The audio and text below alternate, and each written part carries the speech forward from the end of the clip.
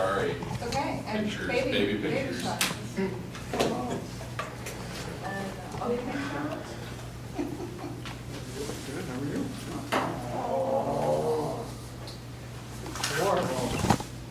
Right, right on target with 8. Should I show them, should I just put this in front of my camera? Can you zoom in on that? Yeah. It's the 8-month-old. You're like George Clooney when it's super private, like private. I don't have that problem.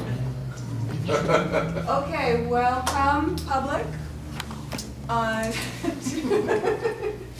to the October Human Rights Commission meeting. The purpose of this meeting is to help us launch action. Primarily that happens in work groups and committees, and we also need to collect ourselves here together to do HSE business. We also hear from the public, and we do that 2 ways. One way is through public statements. For this time is scheduled for 5:05. And if you have a specific request, as a member of the public, there's request forms there on the table, and please go ahead and fill them out and then hand them to Kenya, who will be back shortly. And there's more details about how those work. The other way is we sometimes offer specific time frames for scheduling the public to come talk to us. And we don't have anything going on there today. So Linda, would you be willing to just go ahead and help with timing? Yes. And we're trying something new. Hi. And that is, Kenny's going to go ahead and start tracking the action items that we've agreed to take on. And she has an Excel sheet, and so she's going to, during this meeting, keep track of what have we decided to act on and who's the action person for that. And she's also going to do a follow-up for us with that today. Any questions? Okay. So once she agrees with me, we can move into approval of agenda in minutes. No hurry.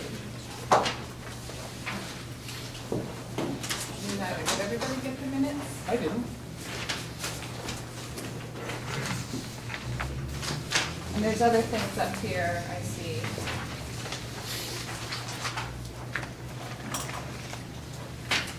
Anybody else not getting minutes or agenda? Well, I'll get it for you. Okay, so we're looking at this.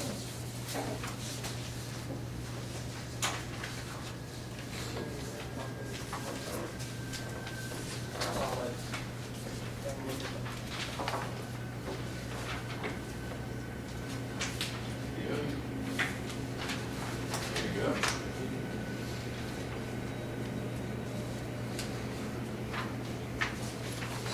So the person who wrote the minutes isn't here. So shall we just collect, you're gonna take notes? and Yeah, I'll take we'll notes pass it for to sure. her?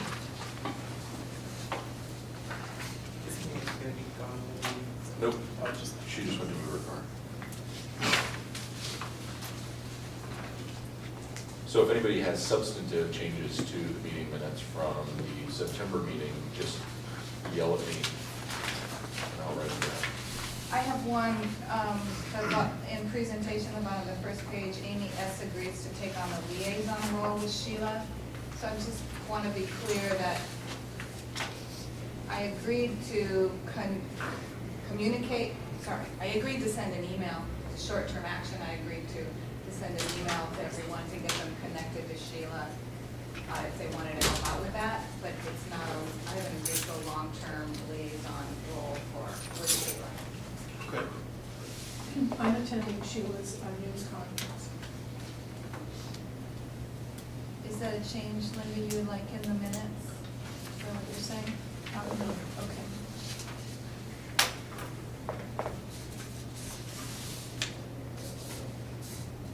Are there any updates or?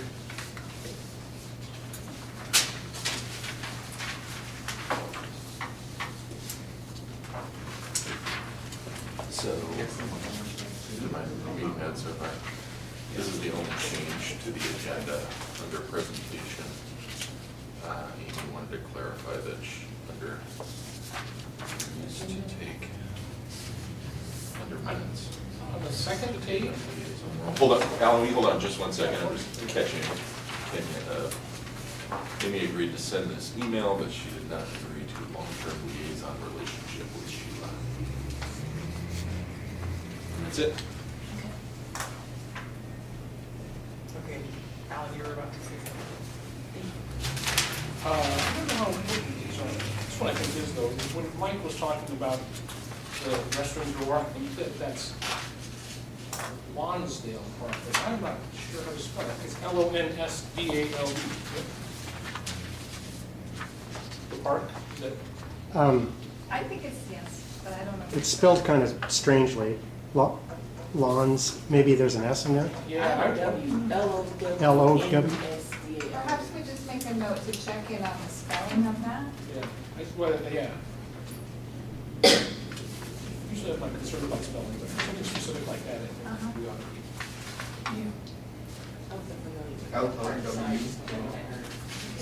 It's hard to spell. LOWNSDAL. Really? Yeah, Oh, I that's right. spelled it right.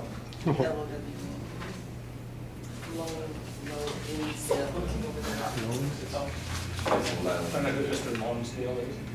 And then on the third page, under HTTF, Kyle, I apologize, I don't remember which of the dates is the trafficking event in Woodburn. It's the 818th of October. Yeah. So that would be is that the 30th October from now? Absolutely. 2074. No, it's the 18th of October. The 18th of October. Thank you. Thanks for that. Okay, any other updates? Okay, we have no other changes or concerns. Do I have a motion to accept the minutes with the notes that we've mentioned so far? Kimmy, do you have those? all? Yes. So moved. Second. Okay, all in favor? Aye. Opposed? Any abstained? All right, thank you. Okay. One abstention. One abstention, Malloy. And, okay.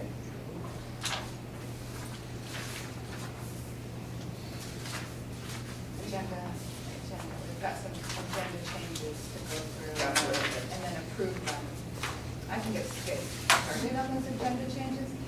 So just a couple of quick notes on the agenda. We're doing an experiment and a proposal. The experiment is at the very end where I thought to give people, members of the commission, time to coordinate and plan at the very end. Because I noticed that happens, and I'd like for people to still leave at 6:30.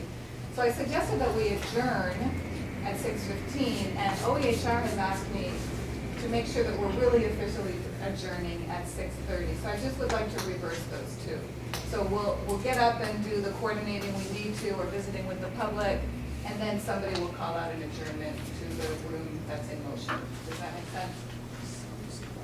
So you mean they were supposed to vacate the room at 6:30? Just that there's an official adjournment at 6:30 rather than earlier than that. You might need to make additional work. Yeah. And there might be people meeting after the 6:30. It's not about the room space or anything like that, it's just about the meeting law of Yeah. keeping the member, the meeting public. Yeah, and I think, by the way, I think that was a really great use of your role to check in with that, because, you know, I probably presented something that was out of bounds, and I'm happy that you checked in on that.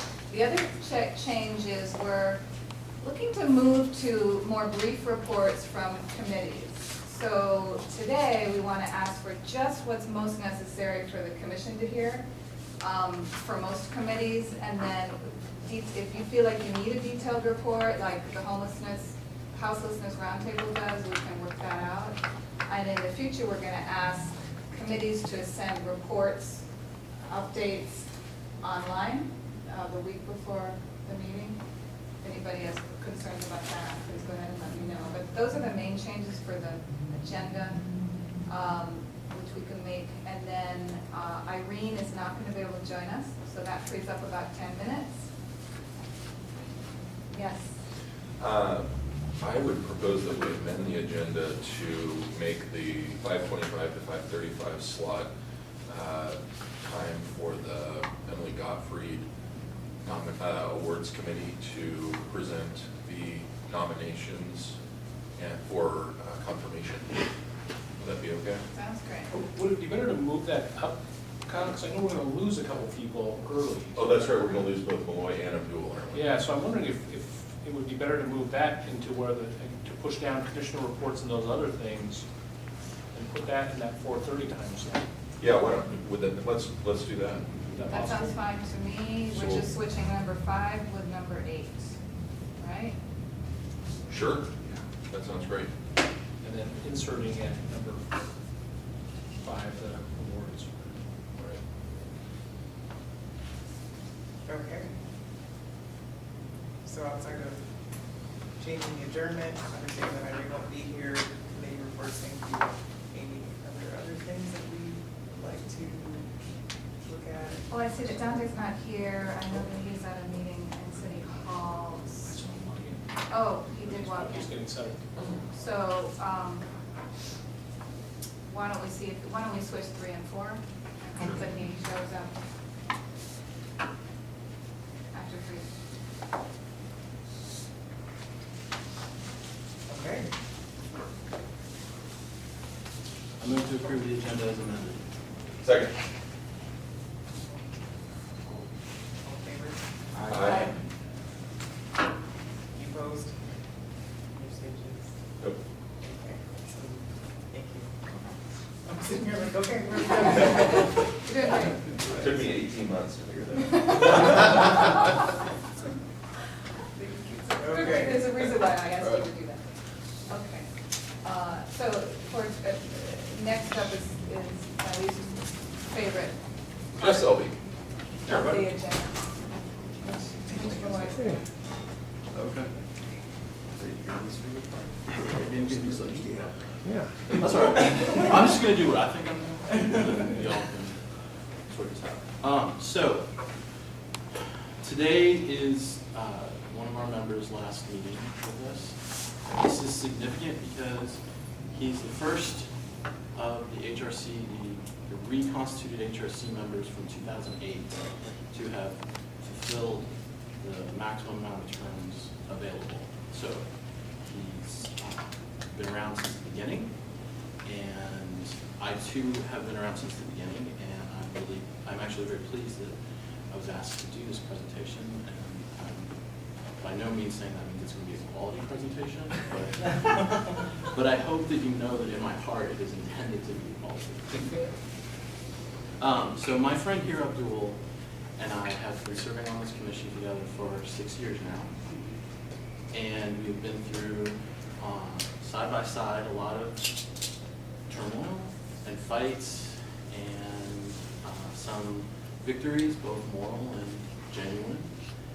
And having Abdul be part of this commission has been a tremendous, for me personally, just a tremendous experience and the most wonderful opportunity to hear from him, primarily because he's just an extremely intelligent and compassionate and passionate man as far as human rights goes.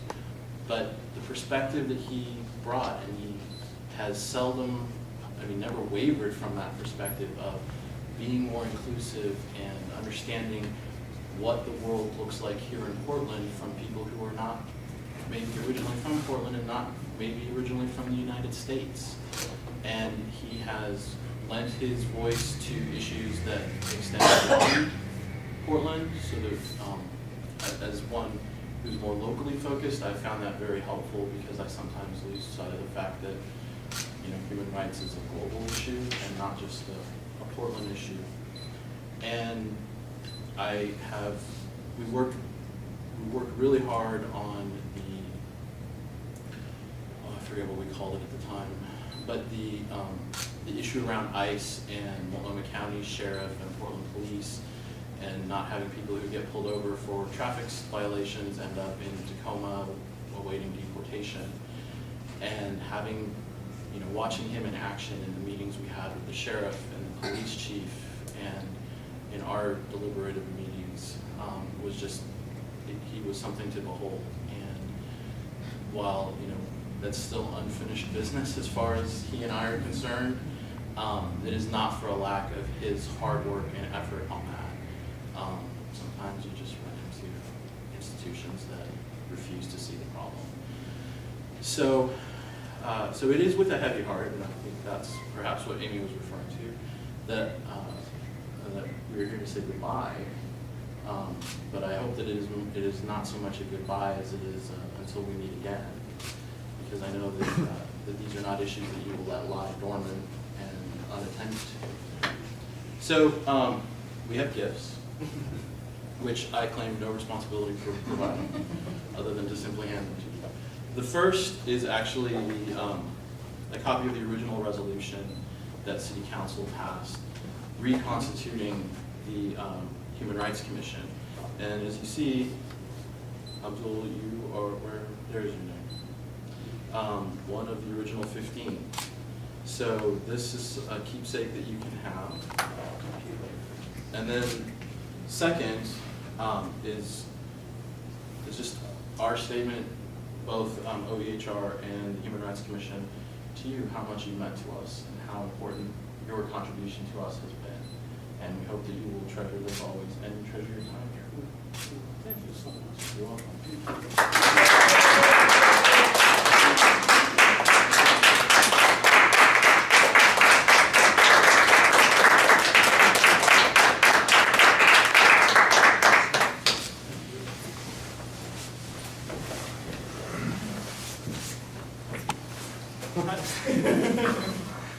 To be honest with you, first, I have been sleep deprived.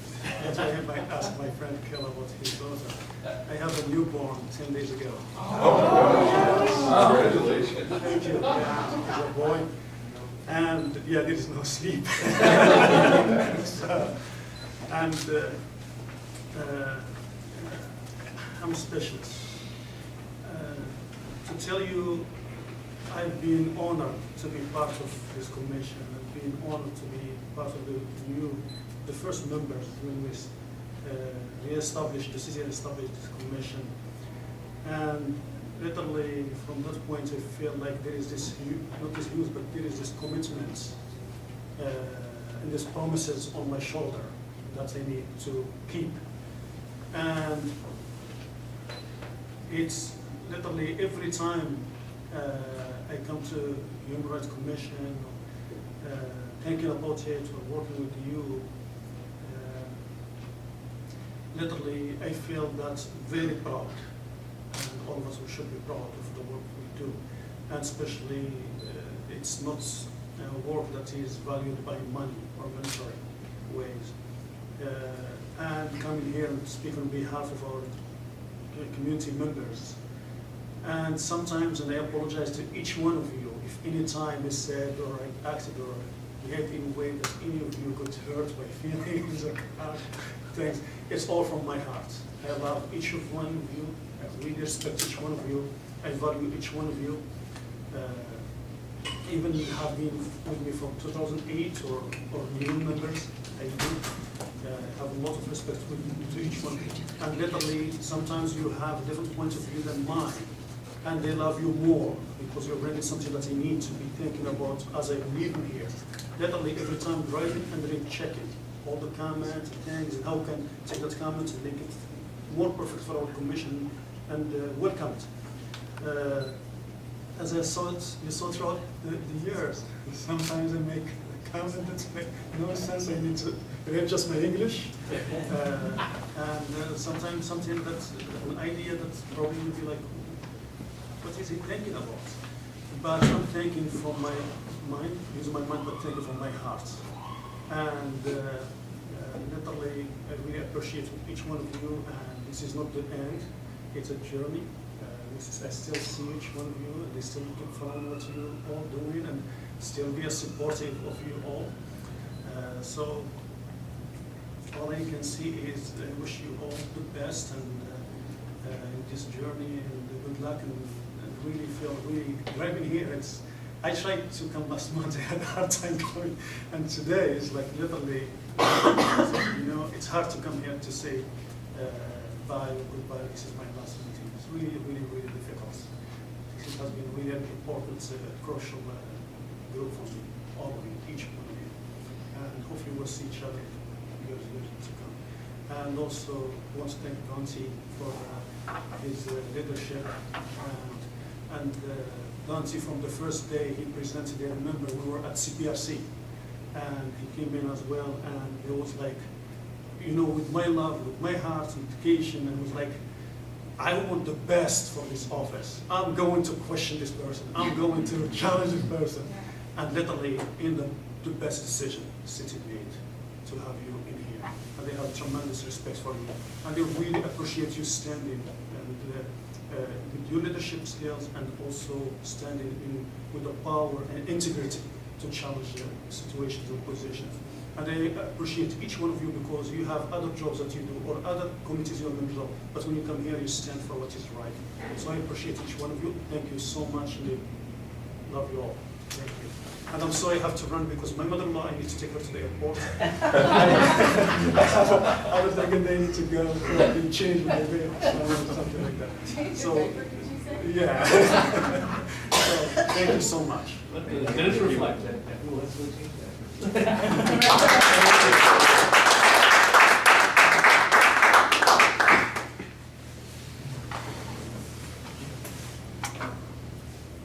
Can you give us a report? Sure. Okay. You gotta follow that. Yeah. Yeah, Why don't we move the Sam Sack sign so that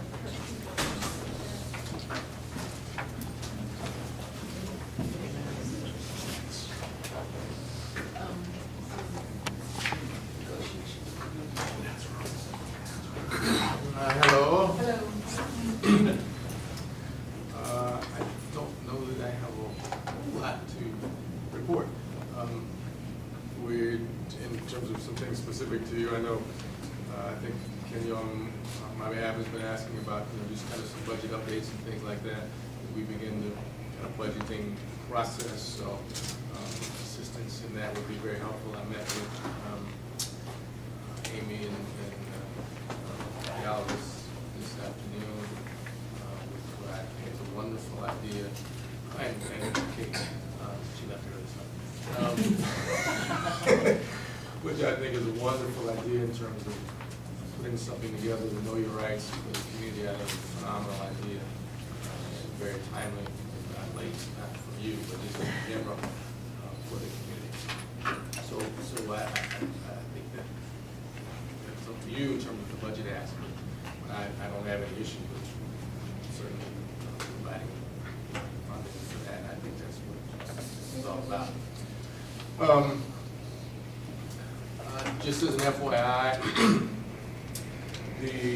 I sat on the interview panels for the police equity manager position last week, and there were some very excellent applicants, and there were a couple of those who rose to the top, and so I think now, and there was a consensus by the committee who the #1 choice is.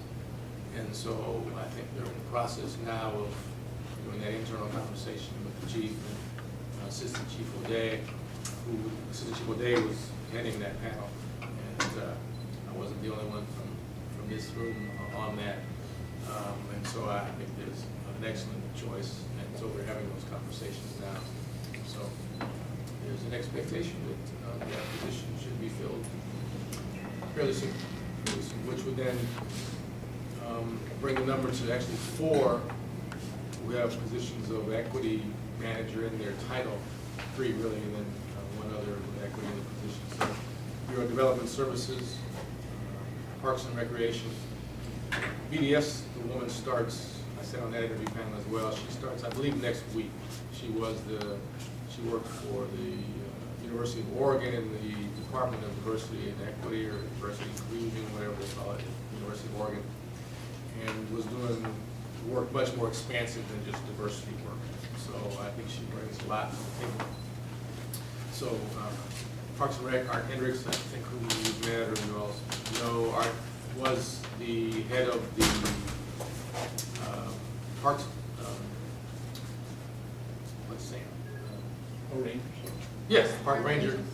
He had the Park Rangers, but he also has a background at the state doing cultural competency and a lot of other things, and he has additional backgrounds in that. So, and I just met with him this afternoon. He's been on that job about, he got back from vacation, so maybe 3 weeks, maybe 4 weeks. So he's doing some good things already. What's his name again? Art, Alexander? Hendricks? Alexander? No, Art Hendricks. Okay. And so, those two, and then Desiree Rajiv Williams is at Bureau of Planning and Sustainability. She's at a little different level in terms of, she's not an equity manager, reports directly to the director, but she's doing very similar types of work in planning and sustainability. And housing has, I think has it out, the applications are out for an equity management position in housing. So that would bring to the city 5 positions of folks within bureaus doing equity work. So I would just encourage you maybe to invite them to the meeting, and just so that you can meet with certainly the police whenever that individual gets hired. I think it's certainly advisable to do that. I think that's all I have. Can I ask you a question about those equity positions, something? Sure. How did, I want to have a specific one about parks. I just saw the article relative to the decisions about making funding choices in different parts of the city, and there's words about some of those, I don't know if you saw it. But I didn't see Art Hendricks' name in that. I'm wondering if it's an issue that they looked at. It was, summarize it, was that folks in the Grant Park area were upset that their dog park didn't get funded, and Official Fritz's response was, there's been an inequitable amount of funding spread throughout the city, and how do they resolve that? How do they resolve having well-funded areas of the city, those funds go to other places in the city other than right where the taxes are the highest? Which just seems like the whole essence of the equity question we're asking around budgeting. So I was surprised that I haven't heard your statement about Art, that he wasn't in that article. So you don't know if that's an issue that's being run through that division? I don't know. I just don't know if that's, like I said, he's been on the job maybe 4 weeks, so I don't know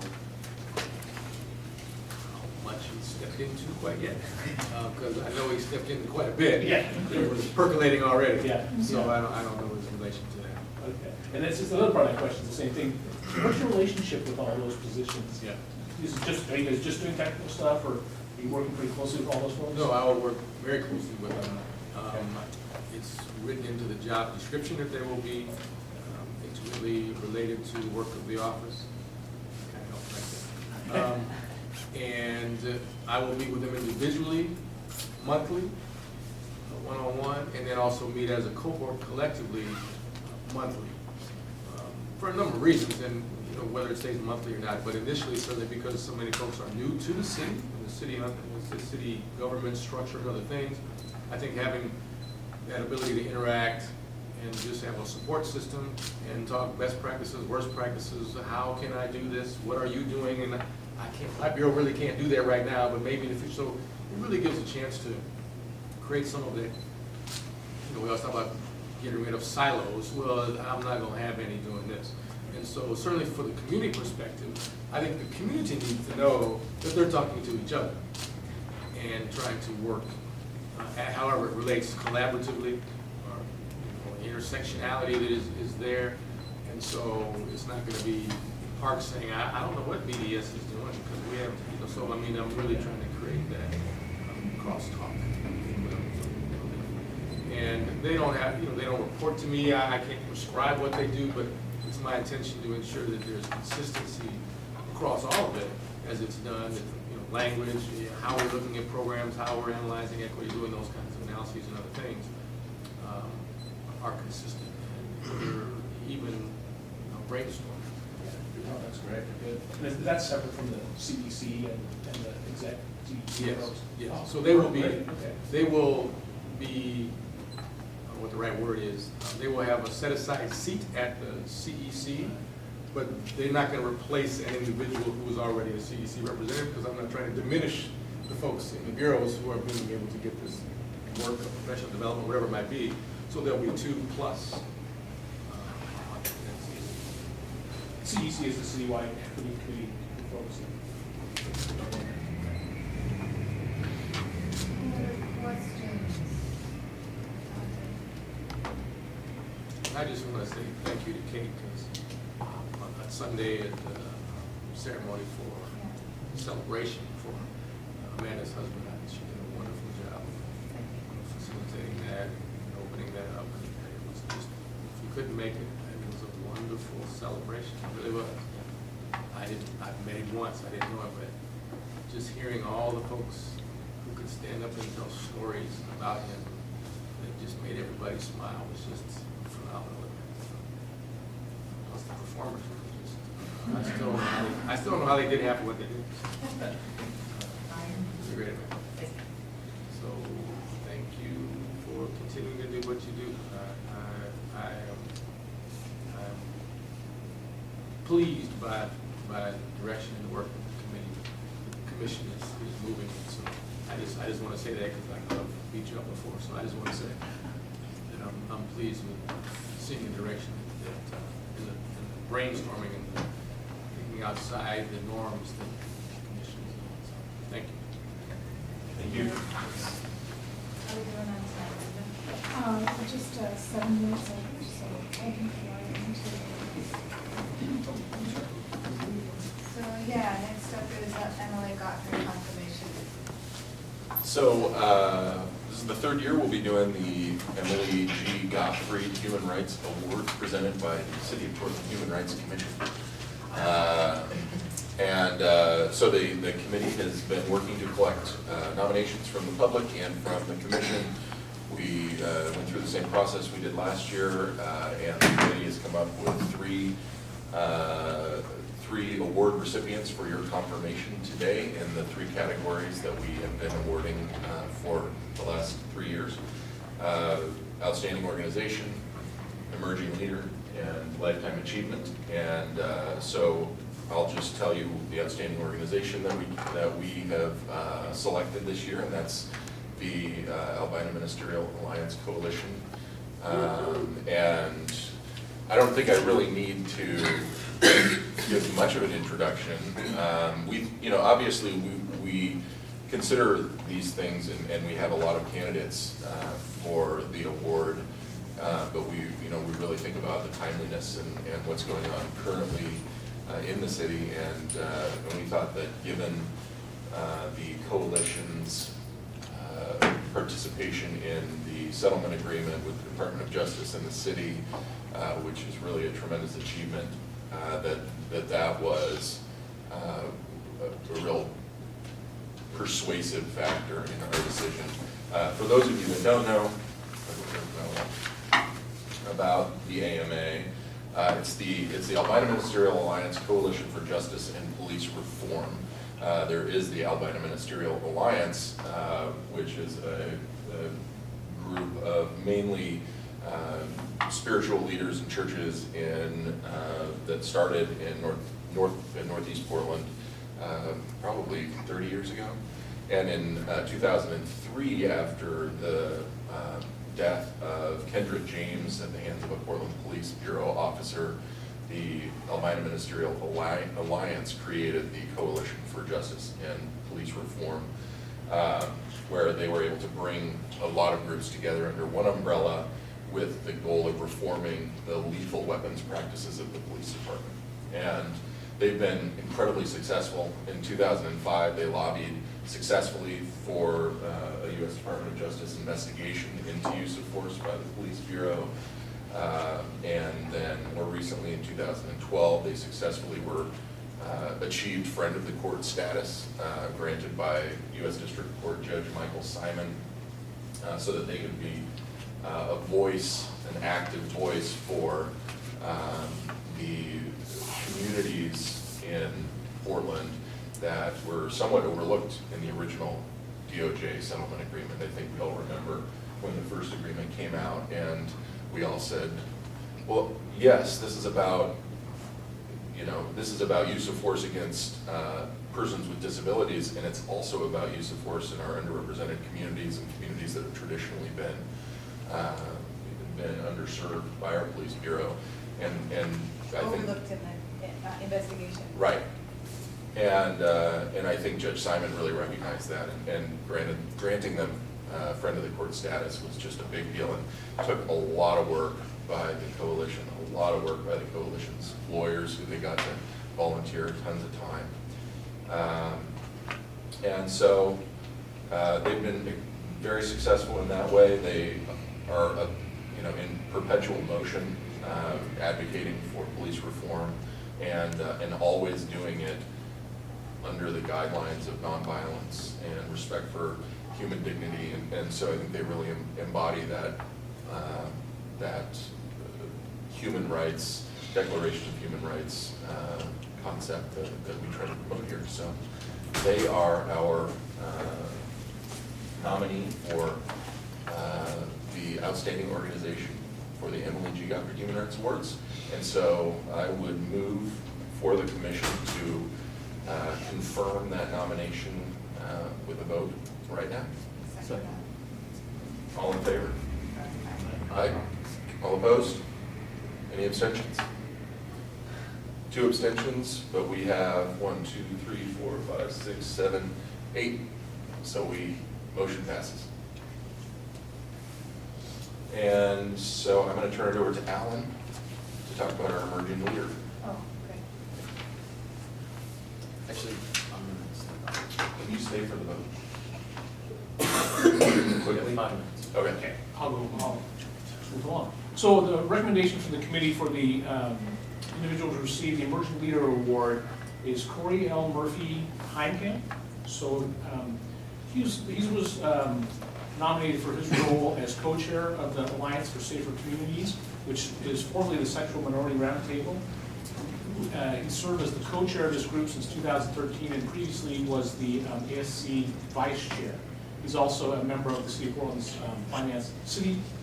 City Club of Portland's Finance Committee. So the Alliances for Safer Communities is one of the advisory groups for the Portland Police Bureau. It's a collaborative body that's comprised of Portland's LGBTQ and allied sexual minority communities, the Portland Police Bureau, and other local law enforcement agencies.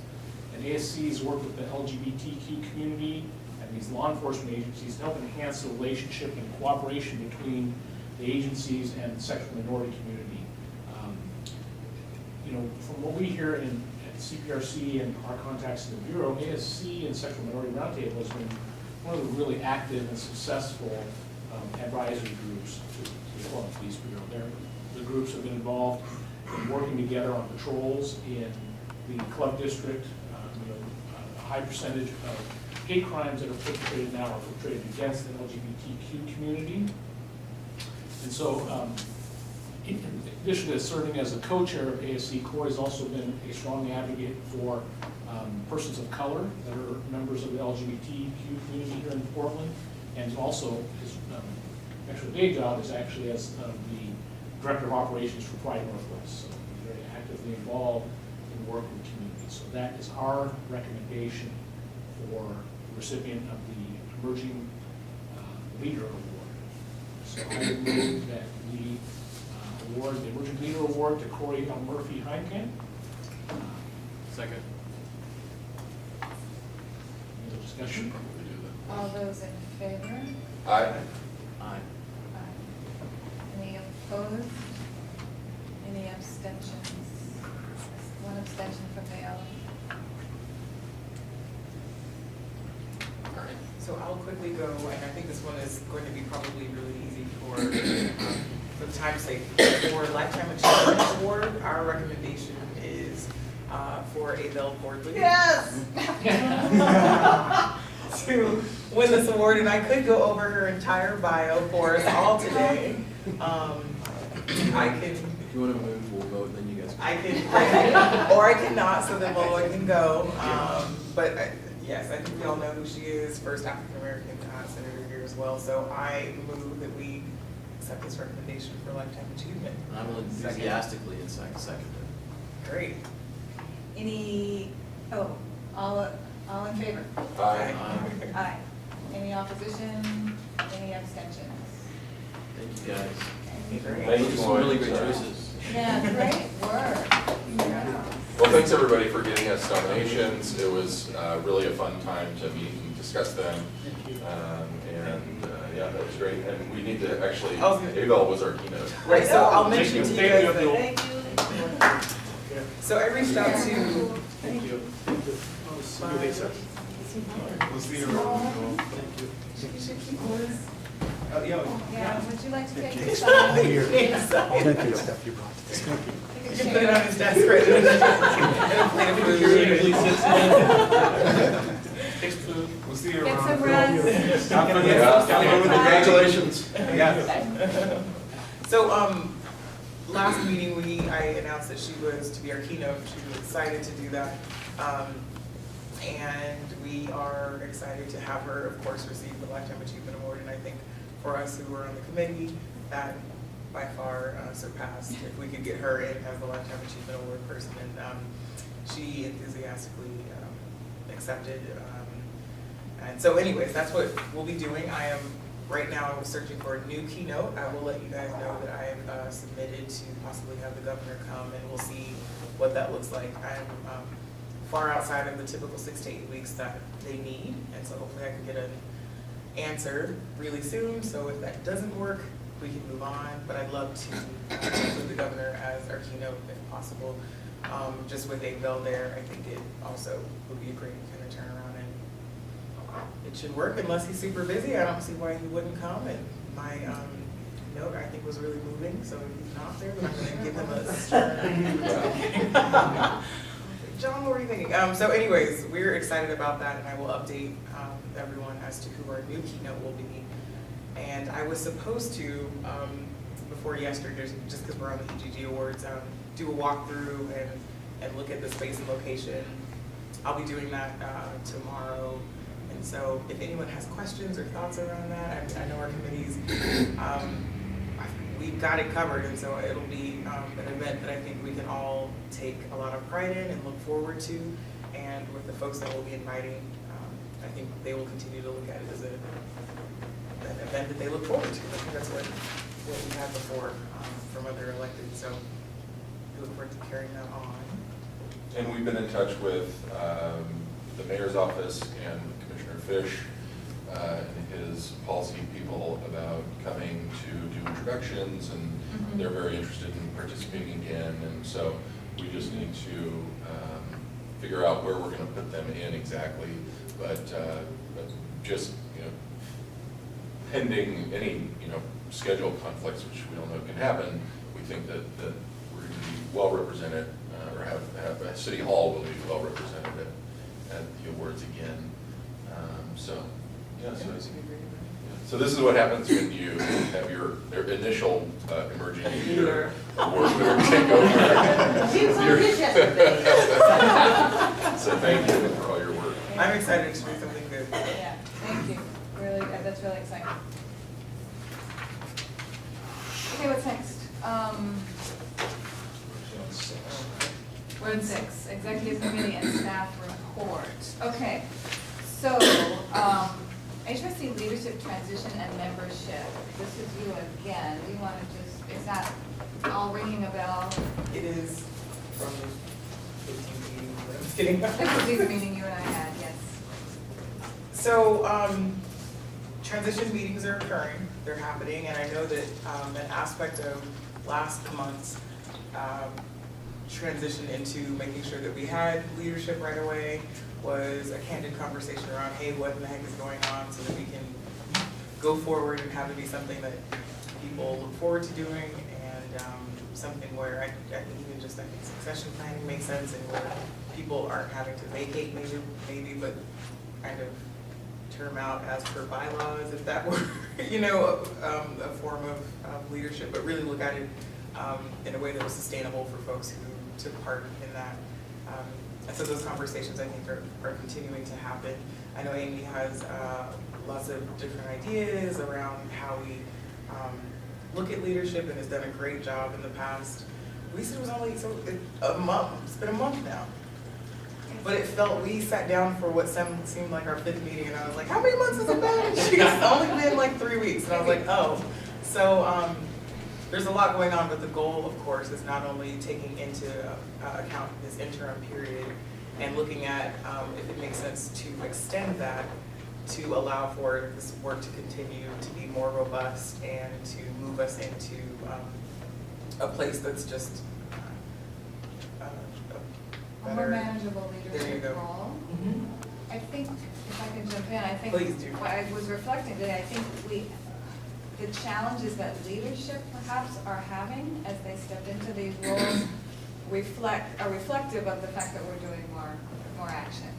So that's the good news, but so we've got to figure out how do we keep up capacity and for leadership, what has to shift so that can all run smoothly. My thought, we're gonna have another meeting, and those of you who want to still be involved with the transition conversations, you're welcome to join us. We're meeting on the 7th, I believe, but we can confirm that. And then my thought was to give a report to that next month. Which I think would be great, because we'll be able to come back around again. And use the 8th. Is it the 8th? I thought we switched from, oh, did we? Okay. Well, we can confirm that. What? So if anybody wants to be part of that, give me an email and I'll confirm what time we've set. The transition, leadership transition. I think also there were questions, and I know Amy and Kenya, we went back and forth around which of the bylaws was most, that you guys both had. Well, 2013 is our most recent bylaws. So y'all might, and up until today, what was on the webpage was 2009. So y'all might check that your copy is 2013. I have a copy of the book. Oh. She presented, she She's provided got it a for us. copy of the paragraph that refers to who's on HRC leadership. If you have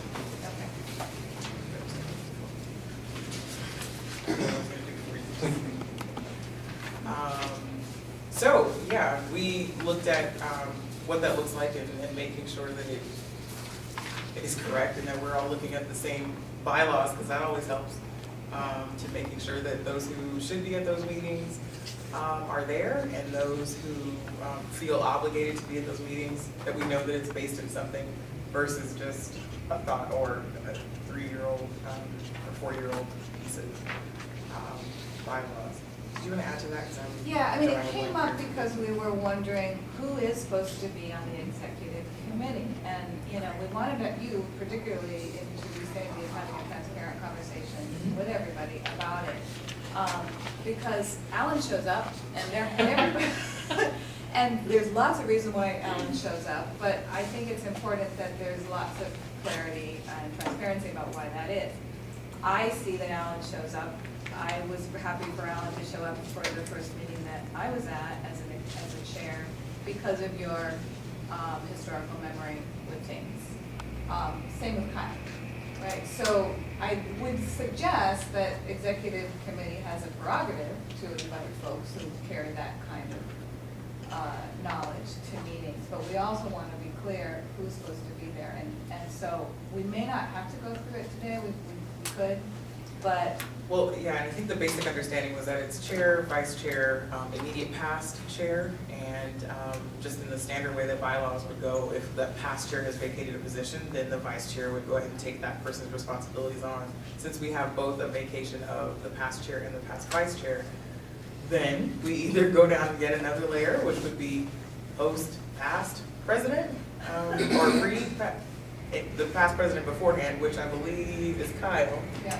And Alan had been coming because he'd been there. So I think it was just for us a point of, hey, what the heck are we doing? Let's make sure this makes sense and find out, you know, who needs or wants to be there and ensure that it's at least written in a way that sets some sort of precedence or allows for understanding of who, where, and why.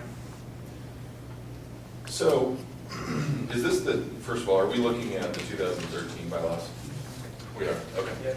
So this was a decision of the commission to have the chairs of these standing committees be a part of the executive committee. That can change, but the chairs of those standing committees have not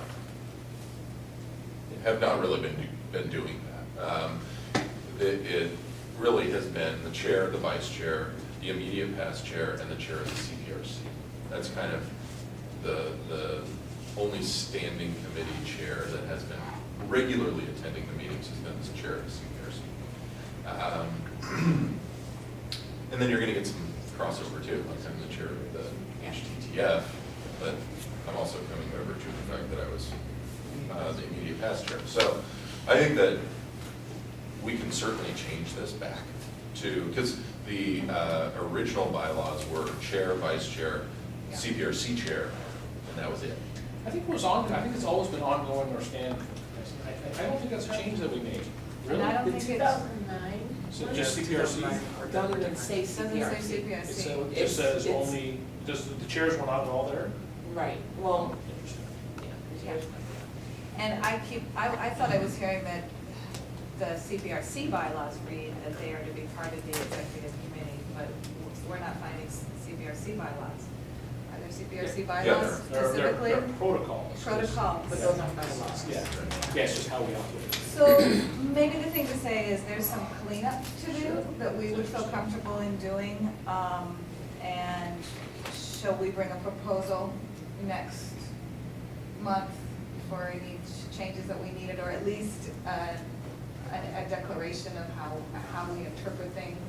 Yeah, and I would be think moving forward. for sure, and I think if there's any ideas here right now today that we can use to inform the process, are there thoughts around why or how we do things, or we should? I think what we have to define is what executive committee is for.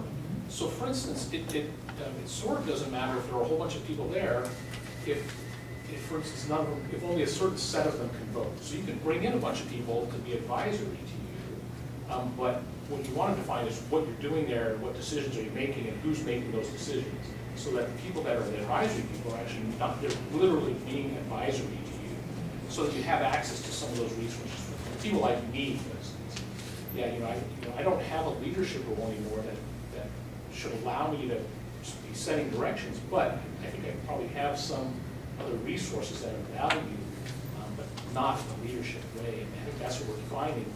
But then the other piece that we have to be careful of, if we have too many people in that room, is called the meetings laws, and what that body is doing. So those are the pieces that we have to kind of hash out. But yeah, so those, the exec committee, we need to find what they're doing. Do you want me to read what the current bylaw says that they are supposed to be doing? Well, I know it says what but it doesn't address how they do it. So so for instance, it doesn't say these are the only 4 people that should vote on the agenda, and I mean, it does say that these are the only people that can speak for the commission. It says here preparing agendas for the commission meetings, preparing the work plan for the commission, and working with the director of the Office of Equity and Human Rights to develop the commission's annual budget. The executive committee is also responsible for ensuring clear and uniform communications with the media. The chair of the commission serves as chair of the executive committee. So I think that that's pretty good. I don't know if we need to expand that. Do folks feel like there's an expansion of that process that needs to take place? This is, It's kind of this is standard. what we've been doing. It's just, the question is, who needs to be there to do it? And I don't think that what Kenya just read diverges in any way from what the executive committee has been doing for the last 2 years. But we decided back in 2013 that we wanted the chairs of all the committees to be there because, or the standing committees or the ongoing committees to be there because we thought it was a good opportunity for everybody to check in. And then since that time, the chairs of those committees have essentially said, no, we don't really think that's a good idea. So I don't think it's that the intent or the job or the work of the executive committee is as much of an issue as just outlining specifically who needs to be there. And I would propose it's the chair, the vice chair, the immediate past chair because continuity is really important. And then, I don't necessarily think it needs to be the chair of the CPRC anymore if it's not necessarily, if that person is just on, if CPRC is a standing committee just like the CDC is. Because then you start wondering, well, why is the chair of the CPRC coming and not, you know, anybody else? So, but then, and my plug is, every executive committee meeting should be a public meeting. It should be noticed, public meetings laws wise, because the executive committee meeting does need to do the budget. And guess who knows about the budget? Generally not always the chair or the vice chair. Right now it's Alan, and Alan has been the budget expert for a long time. So by making every meeting a public meeting, you can enhance the flexibility of the executive committee to invite Alan to come to the meetings, either on an ongoing basis, which has become the understanding, or invite chair of the CPRC to come, or invite, well, Dante and Jeff and Joe wouldn't count because they're not on the commission, so they wouldn't go toward a quorum, but inviting Damon to come, or Abdul or Malloy, because we need to talk about fair housing at this meeting, or we need to talk about human trafficking, or we need to talk about police accountability. So you've got 3 executive committee members, which, by the way, is a good number because you want a tiebreaker for votes. And that's the ongoing executive committee. Then you have the flexibility to bring in whoever you need, even if it's Alan on an ongoing level, but then Alan being at that meeting is not a voting member. So I think that's how you solve it. And that's what I've been thinking.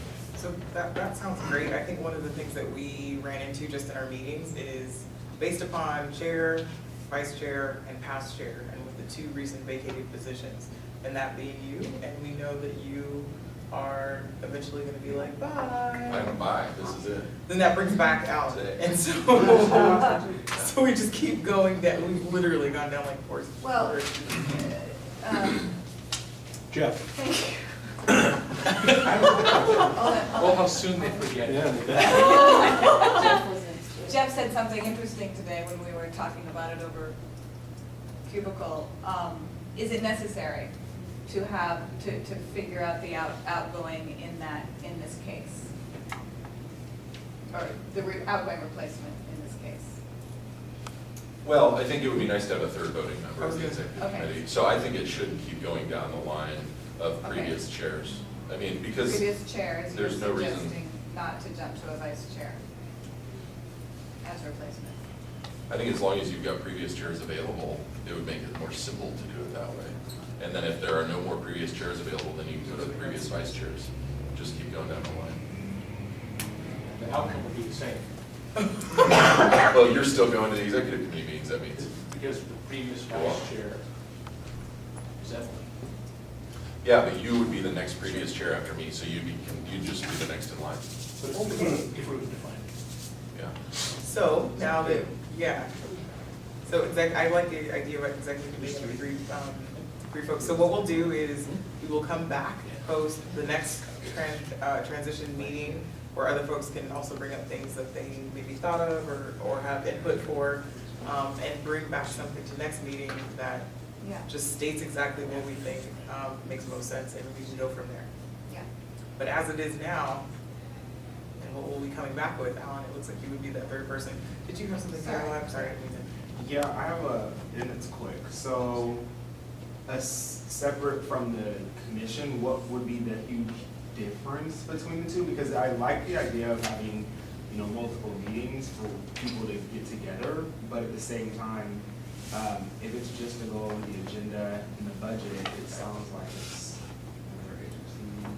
So hopefully my thought would be that then these meetings also, we can get out of facilitation nomenclature and actually work on the work here. And then the business of the commission then happens outside, and it should be a small group, and it can be a quick meeting. And I mean, they don't always have to be quick, but we have very clear goal. There are 5 things that happen here, and one is as needed with regard to the media. And so I think that's just where business happens, and as we are now, I think we can present something if we do have a question about it and come back with a declaration or some sort of idea versus doing what we're doing now. Okay. Yeah. Do you know what I'm saying? Yeah, because Continuing the to do this in the committees, meeting. the committees are supposed to inform the body like right now, so this is kind of like almost the same thing that would happen in exec, but not specific. So I get it. Good question. And one of the goals, just so you know, about this particular process and what we're talking about now is having it be more transparent. I think one of the things that Amy and I said was, why is it like this? We have no clue. Well, everyone should have a clue, and then there's no question about it. We can move forward, and then it's not in someone's head, and no one has any idea about it because we had no clue until we looked at it, and we had different bylaws that we were all looking at, so that also didn't help. So, yeah, so we'll bring something together and look forward to Alan continuing to attend those meetings. And we get past here for the next round? Yes. Well, that's the next Well- thing that you guys need to do today, is just get an extension until October, or until December 31st. Right, we were gonna do that today. In this Yeah. section. Oh, in this section, Right. yeah, go for it. So, yeah, go for it, and I'll No, introduce you. it's you. Oh, I'm not doing okay. So here we are.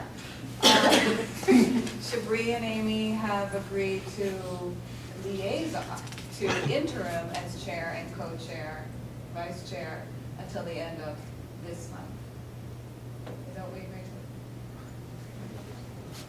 to? So that leaves us with, as of this meeting, avoided leadership. So,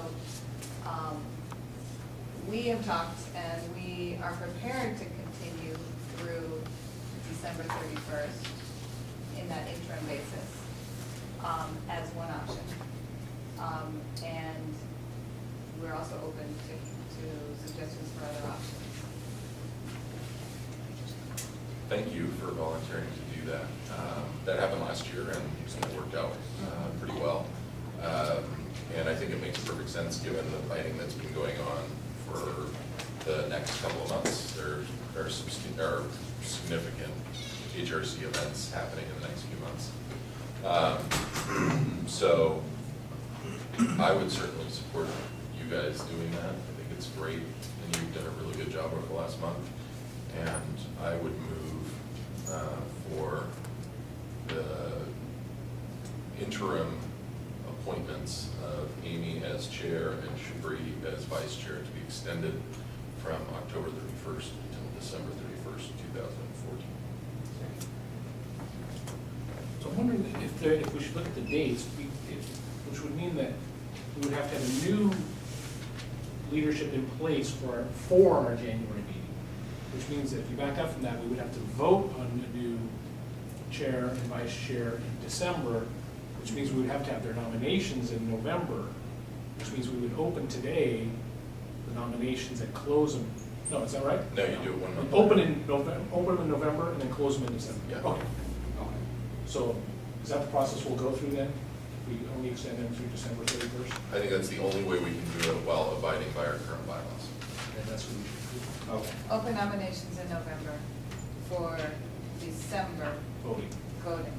Why would it violate bylaws if we did it today, open the nominations, and then by next month we voted for the We can't. We could do that. That's one of the options. If we wanted somebody in place, if we wanted the permanent chair, vice chair in place as of January 1st, then you just start the process in November. Okay. So we're always gonna have that process start in January then?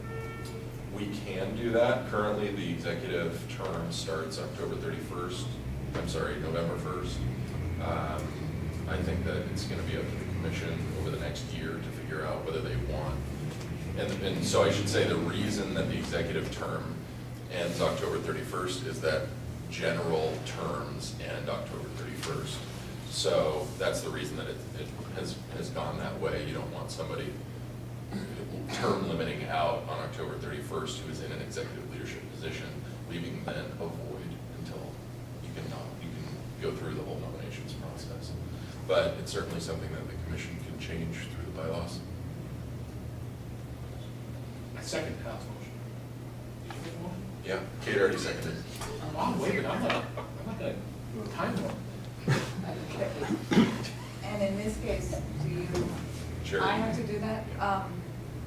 I'll in favor, any discussion about that? or amendments? All in favor? Aye. Like that, all opposed, and abstentions. Did you vote? 1, 2, 3, 4, 5, 6, 7, 8. What? Okay. We need a unanimous vote. Okay. We only have 8 people in the room. 7. I'll go we have. for yes. I'm not gonna abstain. So can we do a revote on my motion, which was seconded by Katie? Yeah, all those in favor for that motion with this amendment? There was no amendment. Sorry. As so stated. As stated. As stated. As stated, all those in favor? Aye. Our Robert's Rules of Order seemed all kind of interesting. I think that's, it's not Robert, it's like Roberta or something. We'll look into, we'll look into that, in the Robert's Rules of Order. You just need to close it out, though. So, the vote showed that a unanimous vote for Amy to continue as chair and Shabri to continue as vice chair through December 31st. Motion carried. Yay. Thank you very much, you guys. Okay. And next up is city communications and liaison work. We're a little behind on this section, which is, Is public comment? yeah, maybe we should take a minute and let a couple public comments. We're really behind actually, aren't we? We have someone who wants to. Okay, great. You can fill out a form if you'd like to make it. Maybe have 3 We have a minutes. new process. Thank you.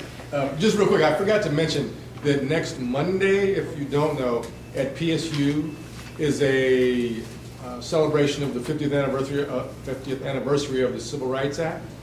And I can send the email out, but all day, there are, actually starting at noon, from noon to 5, are panel discussions on different aspects of the Civil Rights Act. And then from, I think, 5:30 or 6 until whatever, there is an awards ceremony that it's not free, but government employees relations, it's $10. So just tell them you're with the HRC and it's $10. So I can send it out to you, and you can forward it or how you want to do it. But just so you know, Monday at PSU.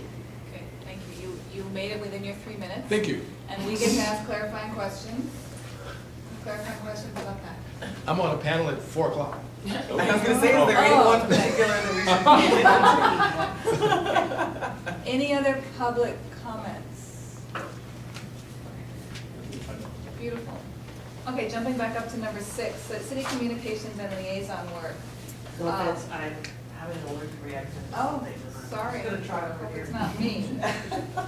I think city communications primarily, we'd love to hear a quick report about the presentation, conversation with mayor and commissioners that Alan and, no, there were no commissioners, with the mayor, that Shabri and Alan with Kenya did.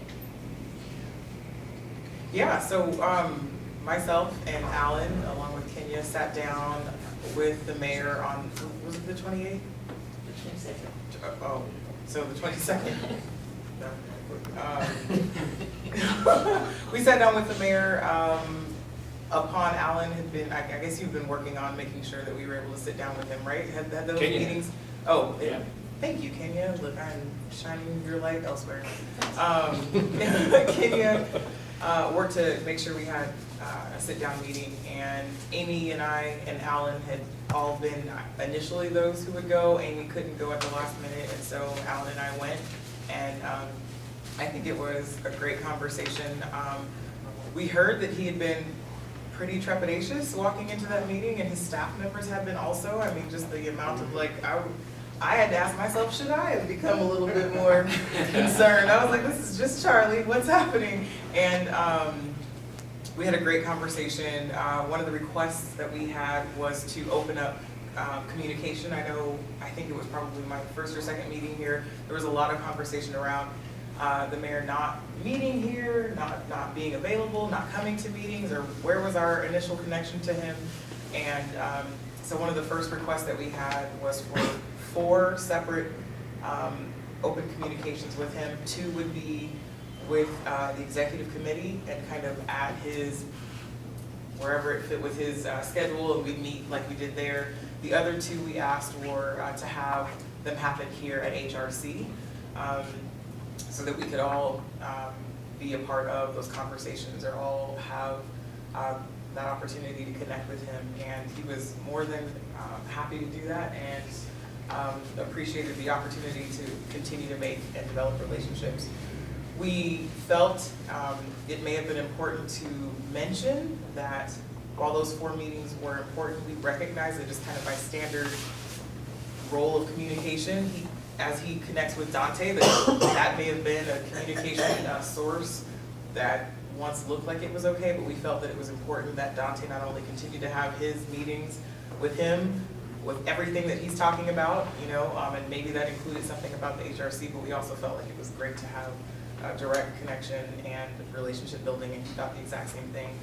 We, at this last meeting, Kenya helped us ever so eloquently talk about creative tension, but you did it, there's something else you said. You just talked about being able to have a relationship where you can have, where there can be some dissonance and it's okay, but allowing it to be something where it's still a relationship that's respected or respectful, and where doors aren't closed. And we talked about that, he was excited about that, and also, you could just see that the tenseness that he had initially literally melts away, and he finally sat back, which was good. And I have no clue personally, and maybe it's just because I'm newer to the commission, like what all of that had been. But walking out of that meeting, our goal is to not only have him meet and his staff know about those 4 direct communications with HRC.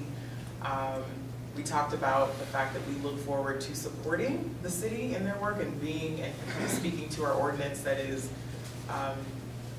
advising him and the commissioners, is that right? Okay, I'm trying to remember which part of the ordinance, as to human relations issues, and that is meant to support the city and to build upon what the city is doing. But there are times when we're gonna have to essentially say, this isn't where it needs to be, or let's move forward here. We also had a conversation around how he felt he worked with his bureaus and how he can send folks out to go and do all of this work, and oftentimes in government work you only get but so far. And one of the points that I brought up was, that's great and that's what you can do. Unfortunately, anytime human relations issues have come up, he used like an 80 to 90% is what he was talking about. Anytime we're going out and doing work, I can push staff and we can go and probably get at least 80 or 90% of all of that covered, and there's always something that we're missing. What I let him know was that's exactly where I see HRC falling, because typically human relation issues fall into that last 10%, and so I told him to expect us to ask questions, bring up issues that fall within that last percent that it just, for some reason, we never seem to get to, because I feel like that's where those who are harmed by, or those who have issues with work that our local government does, that's usually where it falls into. That's kind of,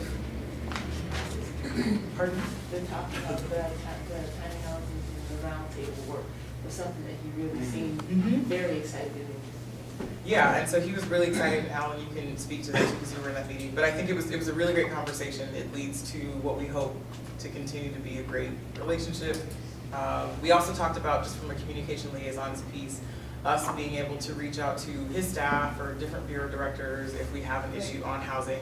Is it, Dan Salzman that we go to? And what he did say is obviously he cannot prescribe or tell anyone you must go and talk and sit down with them, but the idea of that being kind of an obvious thing, that if we're working on this, we'd love to connect with you, was not something that he opposed in any way, shape, or form. So it was a really productive meeting. We got out of there right on time, which was fabulous. And Alan, do you have things to add?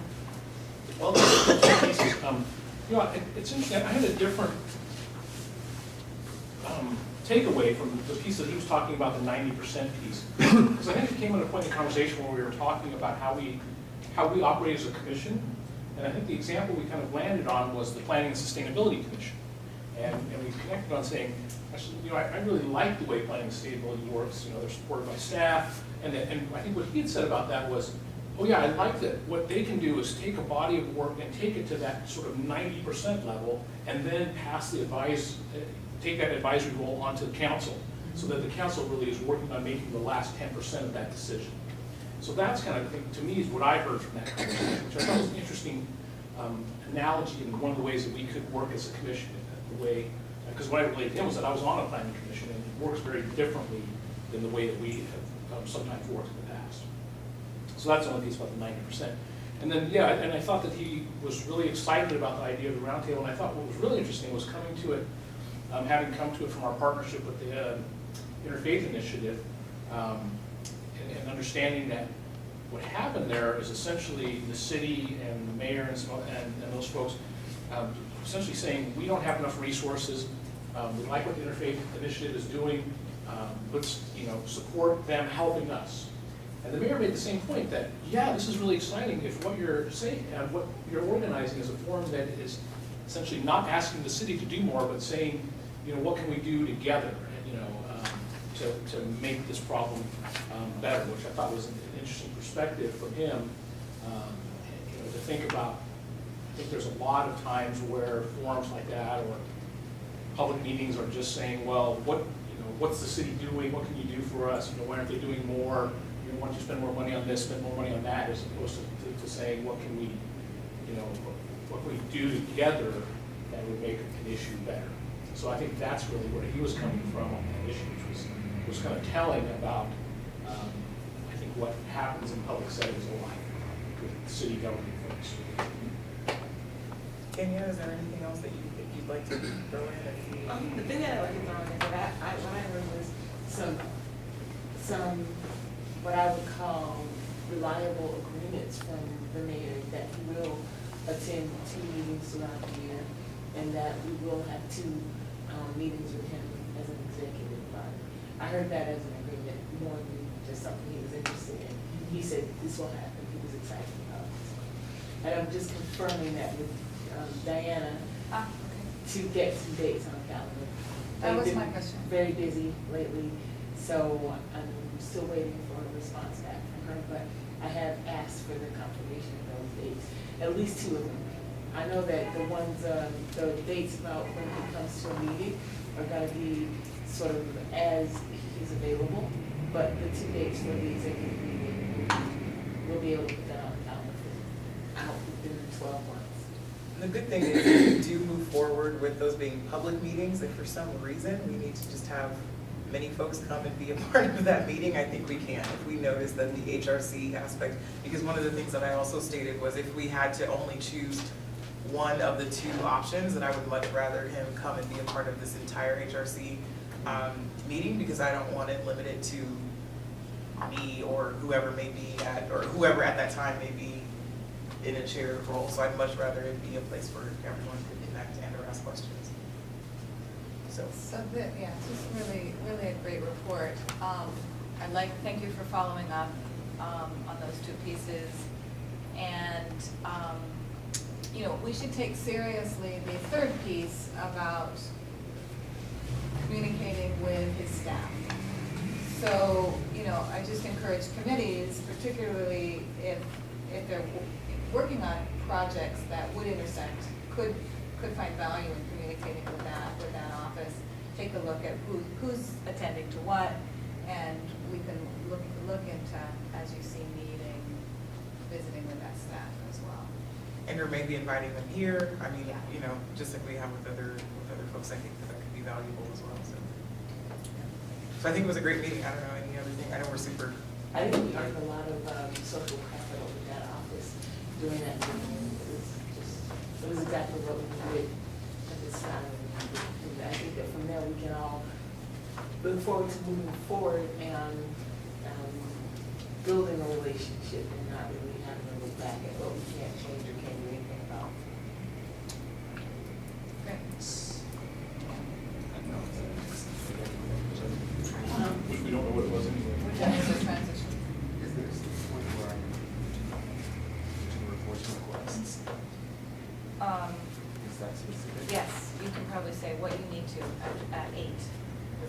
55. Okay, and just maybe Kyle, for the liaison work, could you say a little bit about where we are with that and what needs to happen next to keep that rolling or keep it picked up? Or maybe have Well, it be picked up. Yeah, I mean, that was a concept that we played with last year that never really took off, other than with me kind of, I mean, 2 of our liaisons ended up leaving the commission, and then nobody really stepped into those roles. And so the concept was that we would have one person assigned to all of the different commissioners' offices, and so that we would have regular contact with those commissioners. And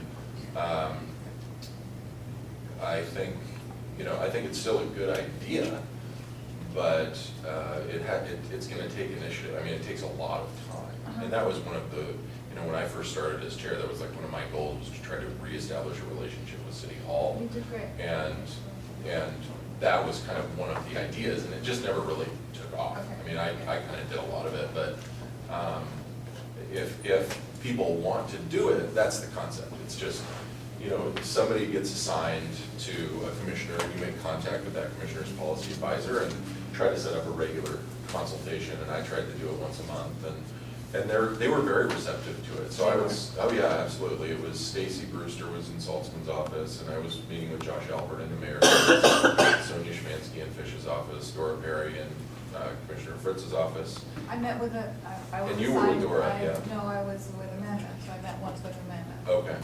And then it was, I forget his name in Commissioner Novick's office, but Brian Hockaday. Okay.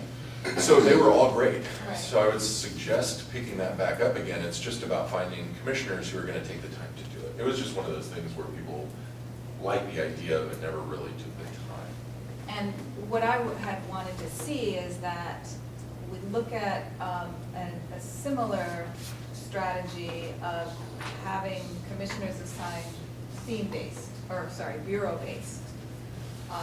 So if Alan is looking at a short-term future of housing work, because you're doing such a great job at it, we would look at assigning you to Saltzman or that bureau, right? And if Saltzman leaves and you're still around, then you would continue to liaise with the other person in charge of that bureau. So maybe we play with that some, but I'm glad to hear that update, and that it is something you see that we can pick up and that they're receptive. Definitely. I don't think that it was their end that Okay. put it into things. Okay. I think it was our end. Great. It was a capacity issue, I think. Madam Chair, can I just ask a question of the commissioners who are here? I would just love to be able to get a sense of who might be willing to do that, how much energy we have for that. So I would if I didn't have this leadership role. If that, Anybody that's a else? capacity thing. I could start in January. Anybody else? Good question. There's 2 of us, and there's, That's the problem. yeah, but we don't have everybody here. Right. We should ask the question again. You're including yourself? Yes. Okay, I missed that. I can tell you that Ashley was Yeah. our liaison to Commissioner Novick, and also with Martin Pellegrino in the Public Relations Office. I don't know if she would still be willing to do that, but she works in City Hall now, right? So that makes it easier. So she can just walk around the corner. Okay, So, thanks. Anything else about that before we move on? Okay, I said earlier that Kenya has been generous to take up the role of tracking the action items that individual commissioners or committees have agreed to take on. So,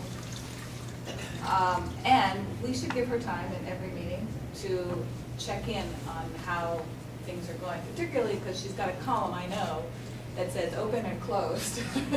So the goal is to close those projects, and so her Excel sheet doesn't get too long. So what have you got? I actually wish Sam was here because there's a lot that I think Sam can probably close for me, but he's Yeah. not here. So we'll move to Kate. COLA presented the state refugee assistance funding was going to be cut. And did you get back with him, or did you connect? Okay, so that one's still open. The money's been restored. Oh, The money's been restored. good news. Nice job, Chief. Our work here is done. Thank you, Ken. Yeah. Oh, Hey, hey, project filed. Congress restored the funding. Okay. Thank you. So, we're gonna, you guys feel like calling that one closed? Or do you want to just look back to Polo before we close it? I would just jump in that I think Polo wanted, it wasn't just restoring the funding for him. I think he wanted to create sort of a body, like a clearinghouse body, where a lot of people who were aware of the issue were going to work with human rights commissioners to work as sort of that mediator between, or I guess the bridge between those particular bodies and City Hall. But I can't really speak for Polo, but I think that there was more to it than just the budget thing. I think, as I recall, he wanted HRC to be a convener of the other refugee funding related CBOs so that they could collectively come up with some plans or make some proposals about how to be prepared for the cut in the funding or how to survive through. I will check in with Carla. Okay, thank That you. one's still open. Still open? Diallo, the Cameron Witten presentation about the Human Rights Center. Should I talk What's about the open? Is it open? Yeah, I think we're just after a quick update. Well, we met with Dante today, and there, as far as update, things are just still moving forward. Cameron is, I think his next steps right now are, and I wish I spoke to him longer after our meeting, because we didn't get a chance to speak beforehand, but he's getting people ready for like speakers bureau stuff. He's been traveling around a lot, getting information about how to set this up, and so, but he is pretty much almost ready to launch almost. I don't know exactly where. So in terms of his ask was for support from the HRC, Right. you say that accompanying him to meet with Dante was the support that we were going to provide, or is there ongoing support? There's still ongoing support. I'm gonna continue being a part of the meetings that he's been planning.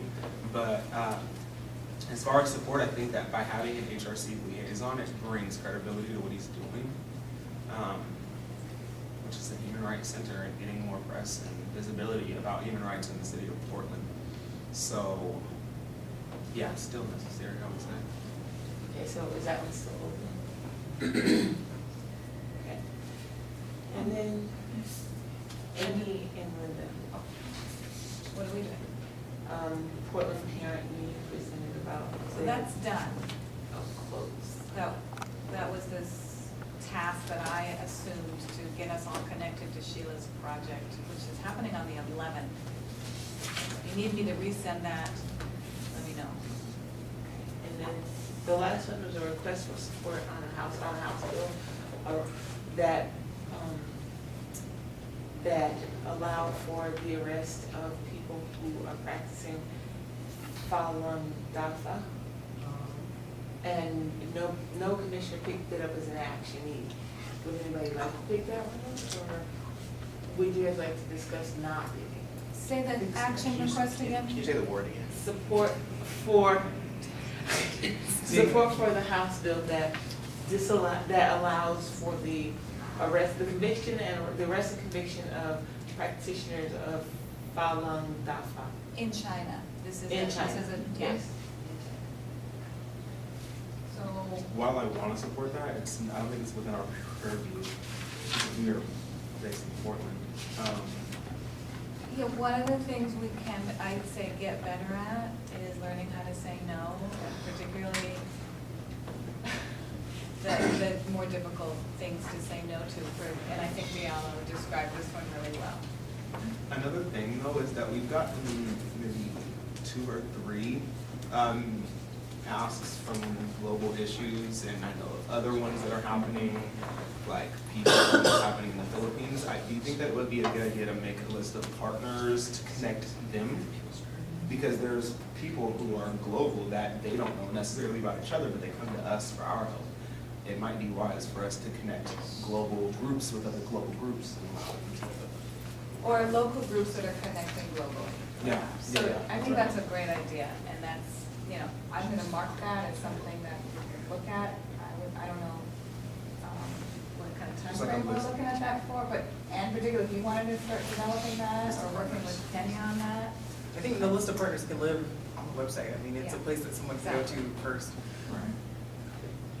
So- I would think you'd have a list of partners on the website, because that would be one way, one place to direct people who call looking for that sort of, you know, for a response from the HRC, that the HRC isn't able to give. So we're deciding on here that we're gonna tell, the Falun Dafa concern, that it's outside of our purview. It's an issue that is China focused. Well, Yes. sorry, isn't this a state law that they're asking for? So, I understand that the issue is Yeah. something happening in China, it's a Chinese group, but I think we're talking about a state law that allows prosecution of criminals who are harvesting organs. Sorry, I don't want to go my mouth full, but, so, I think Locally. we have supported, I don't want to pass the buck on, with the reasoning that would be in conflict with previous actions of the HRC, because we'll seem inconsistent. If we don't have the capacity to look into this and to do it, I think that's one thing, but if we just say it's outside of our jurisdiction, even though we have written letters in support of anti-conflict minerals, which is that's an international issue, I would have more of a problem with just passing the buck with that justification.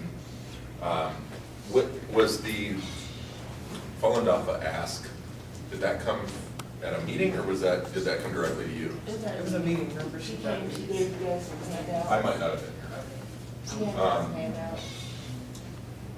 I think if nobody is willing to take up the issue and to write the letter, we should just say, we don't have the capacity to do that right now. I do not feel comfortable saying we don't do that, because I think we do. Yeah, I think we do. I misunderstood some of Maybe that. I could start a letter, what would need to be included? Well, I don't know anything about the issue, I so. I think your action would be You to need to actually look into it. communicate, So that would mean that you're communicate with taking on her. this action, you're Yeah, the I will. actionee, and it's open until you respond to the person who brought it. And then you just can email me or something, say, send the letter, and then I'll close it. Okay. Thank you, Deanna. As a timekeeper, I'm seeing that we have some more time here for public comment. I'm wondering if there is, where we would insert that. Because we're past time for that, but we didn't see any more public members here. So just bringing it up as a timekeeper. We're at 5:35, and so we should be moving on after a few items to committee and task force reports. Can I actually ask something before that? So one of the things that Amy and I talked about, and I think in line with the earlier discussion around committee reports that we would send in beforehand, moving towards a meeting where we can have those things. I think what would be great, Kenya, is if the list that you have is something that's either shared or sent along with the agenda, so that we're aware of it. If we see that, oh my gosh, this entire thing that I'm working on is missing, we can talk about it, we can add it, and I think outside of just like a status, open or close, maybe another box that also specifies kind of what is, like what aspect of Dave are we using, right? Dave I learned that the first time, it's discovery, advocacy, visibility and education, right? And I say what aspect of it only because then it's a quick look at it for us to go, okay, right now all we're doing is writing a letter, and the goal for that letter is to be an advocate or something like that. But I just think it would be great for us to be able to look quickly at what's happening, what's occurring, and also not keep us waiting until we get here to Should I find put out. it on the website? Putting on the website, you don't pull it out? I mean, a lot of Because the website stuff, I feel like it would be, and I don't know if we have to like put stuff or keep stuff. I think that that's kind of like an internal document that we use so that we can kind of just say, we're doing 50 things or we're doing 3. Yeah, 'cause- Like, and know what that looks like, you know? I'm just thinking that it will change in size. I think when I was talking to Amy about it, I said, well, here's the start, but I know that it's gonna grow, and I appreciate adding the aspect of Dave to the boxes. But I'm thinking, by the time we have another meeting, this will have shrunk or grown numerous times. And so to keep you guys able to just at a fingertip get the most recent one, without a whole thread of like, you know. Well, so do we have the opportunity of, let me know, maybe we don't, because, do we, okay, so we can't have a living document that's like a Google document, well, not Google anyways, because that's just as Because open as it wants to be. limited Can't to do it. certain people to read about, which is why I suggested putting it on the website, because then it's just open to whoever looks at it. But, and theoretically, can we have an internal document? That's what we're thinking. No. I think we can ask. You can if this. everybody's not contributing to it. Like, well, if I'm the only Just for contributor, viewing. but you guys are just viewing it. Okay, so that's fine, and then maybe it's just something that we also look at, the executive committee looks at, we're building the agenda, and then we just send it out along with the agenda, Excuse me. right? So people can look at it, I mean. I agree that we can send it out with the agenda. My concern is just how you guys, it will have changed probably 3 or 4 times before it goes out with the agenda. Yeah, I mean, I think changes are fine, my goal would be, I mean, I'm thinking back to track what I. changes in it so that you can see what's. So, I want to, in the interest of time, I think we should parking lot this and bring it to sort of transition discussion. Well, I think we're almost done. I think Okay. the goal is really just making sure that maybe along with the agenda, we have, it's a list of what we're doing. And if it's as new as when we get our meeting minute, or when we get our agenda, then I think that's fine. I think it's just for us, and I know it would have helped me to go, we're working on 7 things, or we're not, just so that we have an idea of what the heck is occurring. Because, especially if we're sitting in these meetings talking about business, half the time you don't know what the heck is going on. So what are we deciding here then? That I will add the box for the aspect of Dave, and that I will send it out with the agendas. Okay. I think that would be helpful. It's just like a snapshot, I'm not meaning it to be any, yeah. Okay, thanks. Just a And we do preview. realize that that the issues are issues that are presented by the public. That's the only issues that are captured here. There's no other, like, issues that are presented by the Oh, yeah. commissioner, and none of that is captured here. It's all No, what that's- comes out of public comment. Okay, yeah, Okay, thank you. yeah. And so you're in the middle of follow-up business. Is that the end of it? Yep. Okay. Great. Okay, moving on. So actions taken, we're still within our executive committee and staff reports. So Sam introduced an action request, which was to support Francisco Aguirre, the gentleman who received a knock from ICE about a couple of weeks ago, and with threat of deportation. So a public statement was put out in support of his remaining in the country, and for the legal proceedings to continue instead of his immediate deportation, or deportation at all. And Mayor Adams had also made Mayor Hills had also made a statement in support of Francisco, and he would refer to that. Any other actions that were taken? And yeah, Romeo Sosa opposed, thanked us for our. for that, okay. And somebody else wrote to us, didn't they? Yes. Yeah, that's great. Wrote that she was really impressed with it. Right. That's great. People saw it. Yeah, good. DOJ agreement, I attended the interview panels for the COCO, which was fascinating, and I sent you all my comments. Yeah, thanks for that. Yeah, and it'll be interesting to see what turns up. I think the council's gonna have to make a decision pretty soon to fall within the agreement. We also, as a commission, will need to be doing 2 things to contribute to the COAP. So, I think the thing to do right now is to ask commissioners that if you're interested in serving on the COAB, to let me know. If you have questions about what that means, let me know. Because pretty soon we're going to be going through a process of deciding who that COAB representative from HRC will be. There's another piece that we need to work with PCOD to establish representation in a separate vein. Would it be all right for me to just ask if around the table, is there anybody interested in this? I potentially am, yes. So much. I was also at the interviews and part of the process, so I'm a lot vested in And you can as an ANA coalition member. it as a human rights commissioner. I mean, there's not a conflict.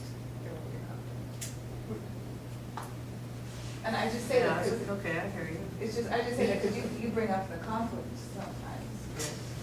Yes. I know. I So- think that another thing that we brought up also was that this position is meant to be an HRC seat at this table for the next 5 years. Yeah. The agreement is it's a 5-year agreement. Right. And so while I don't see that human rights commissioner needs to be the same person that's there for 5 years, what I do see and I think I value is that the seat at the table is in fact an HRC member of commissioner. And so while someone, say it was you and you were leaving a year from now, while I would love for you to have that continued perspective, I would not like for you to remain and then an HRC position to then be vacant, like the option for an HRC commissioner to not still be there. So I feel like whoever that person is, just needs to be, it needs to remain an HRC commission position. Like a long-term. Well, just that for the 5 years, we know that, I mean, that could be 3 different commissioners, but that it is in fact an HRC commission seat and not like a Kyle seat that just follows Kyle because that's how he came in kind of thing. Do you know what I'm saying? Yeah, I think that the language of the agreement is that it has to be an HRC commissioner. So I think if I, let's, in your example, say it was me and I left, I don't think I could occupy that seat. Right, that's what I'm saying. And I think we should make sure that's true. And then there's the other option is if there is somebody that wanted to, like say Kate wanted to be on the COAB, but didn't necessarily think that you were going to be an HRC member for more than a year or so. So you didn't want to take that HRC position because you know you couldn't remain on the COAB. The HRC and the PCOD also are appointing, I think, 2 or 3 others, maybe 3, for the COAB position from the community. Right. Now, there are specific prerequisites for that position, and I believe it is someone who has either is either a qualified mental health practitioner or has a demonstrated history of mental health experience. Now, you may. Minister, you better believe it. Yeah, so I would just say, Kate, if it's something that you're interested in doing for that whole 5 years, and you aren't sure how long you might be on the HRC or something like that, you might consider applying through the other way. There's just 2 ways to skin it down. I also just want to say, if I know that Amy has expressed interest, but if there is a person of color or somebody who is dealing with mental health on the commission, I would definitely prefer, I would stand back for that. So I would just offer that I serve on the OHSU Ava Wordley Board of Directors, which is looking at mental health issues within communities of color. So that it would be something where I almost would think that it would make sense from a capacity. Careful. Oh, So, yeah. oh, I'm just saying because of the connection there. Yeah. It is HRC that is everything that I just said instead of saying it all over again. So it would make sense, but I also if someone else would like to do it, I guess is what I'm saying. What, but that also can serve as a great resource for recruitment, perhaps, for that second avenue. Okay, so lots to think about. We have some time? One very last thing is, when Alan McCarthy was chair of PCOD and I was chair of HRC, we worked on an application, a co-op application together, and I'll get it, asking for Okay. it. We'd ask if we have an application. And I don't think we have to wait, I think we can trigger that process, I don't think we have to wait for the COPA to be hired. This is true, So, Isn't that what Deanna was asking about? right, exactly. but we can also wait. Okay. So Yeah, are there the folks that clock are, doesn't start until the code is hired. are there folks that are specifically, Well, what I was suggesting earlier was that, let me know. Let me know and we can continue this conversation next month. no, I'm talking about the folks that will foster the collaboration with PCOD to appoint the COAP members. I think we need some people who are, say, I'm calling the PCOD chair and saying, move this process forward. So are you planning to do that as chair? I was actually just assuming that was gonna be an executive committee role, but that doesn't mean it has to be. What if we get back to that Exactly. at exec committee, we can look at the agreement to see how that reads. The agreement specifies. Yeah. It's chairs. The chairs are to assign. Chairs of the HRC. Thanks, Sam. I just don't want to let that fall and get in a time crunch.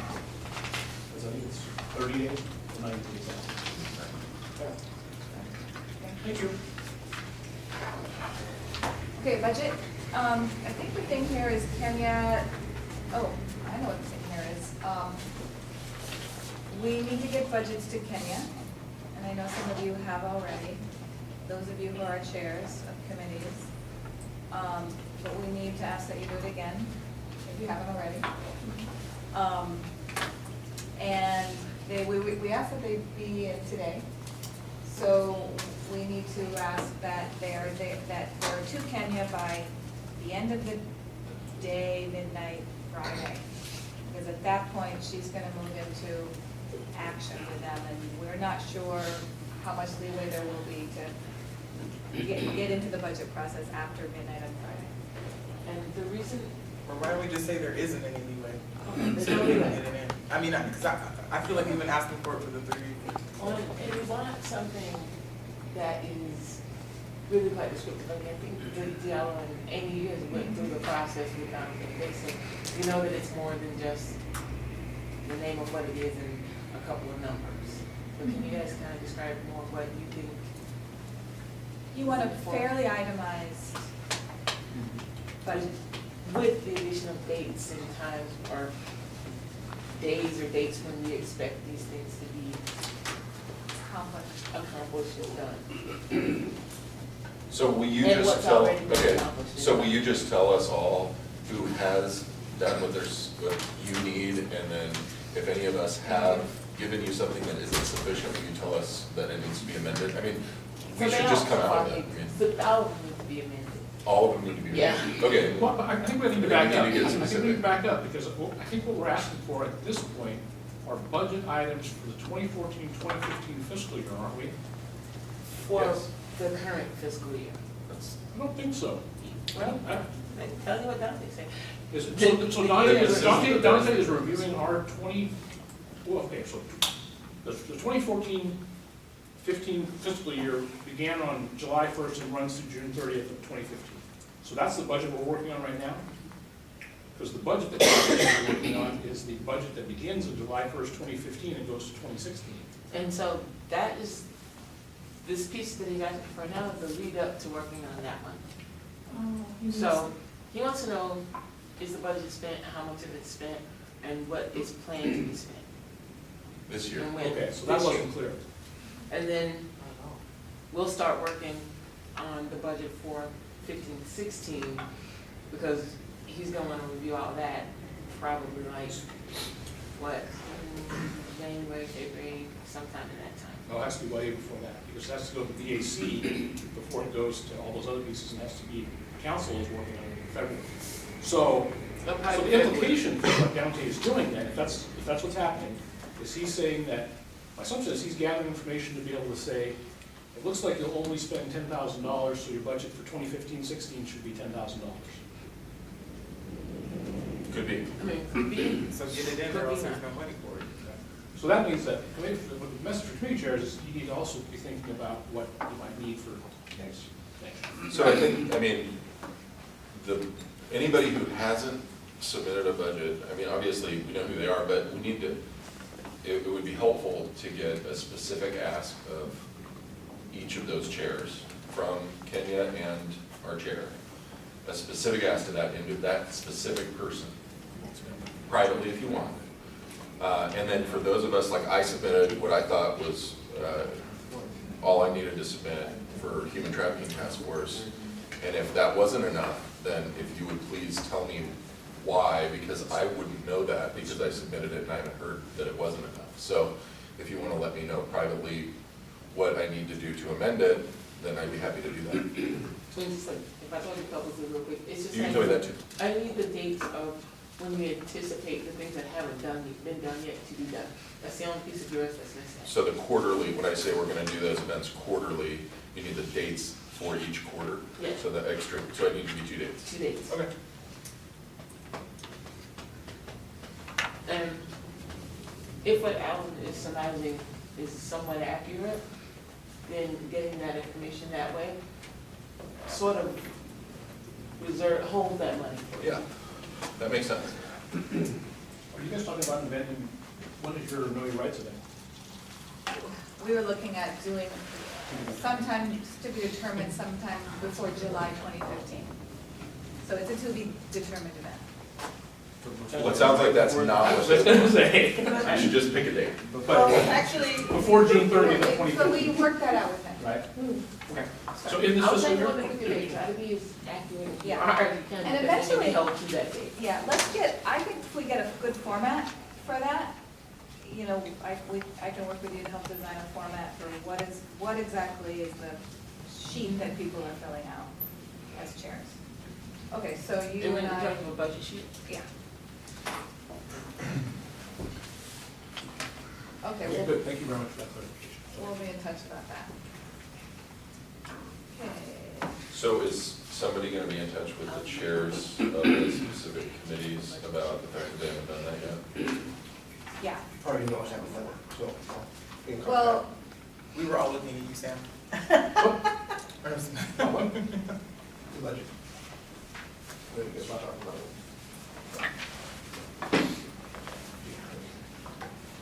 Money. We don't have to spend it.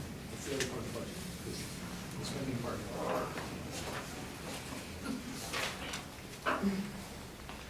Okay, well, we're behind on the time, so we should wrap this up and move on to reports.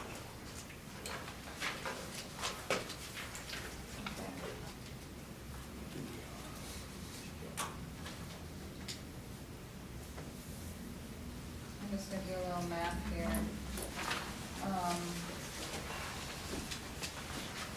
While you do that, I just want to note that ever since we had our new chair and vice chair, accountability has been the name of the game. Point that out. Thanks. There you go. Okay, so let's look at the agenda. What's left to do is commissioner reports and requests at 15 minutes, committee and task force reports at 20 minutes, estimated, but we may not need that much time. Final announcements, next steps, and the meet and greet. So what does that require? I like your idea about the meet and greet, especially in light of this budget piece, because it might be a nice time for folks to be able to talk budget. Which means we want to we want to make that happen at 6:15, which gives us 15 minutes. Okay, so I recommend that we do the commissioner report requests next month,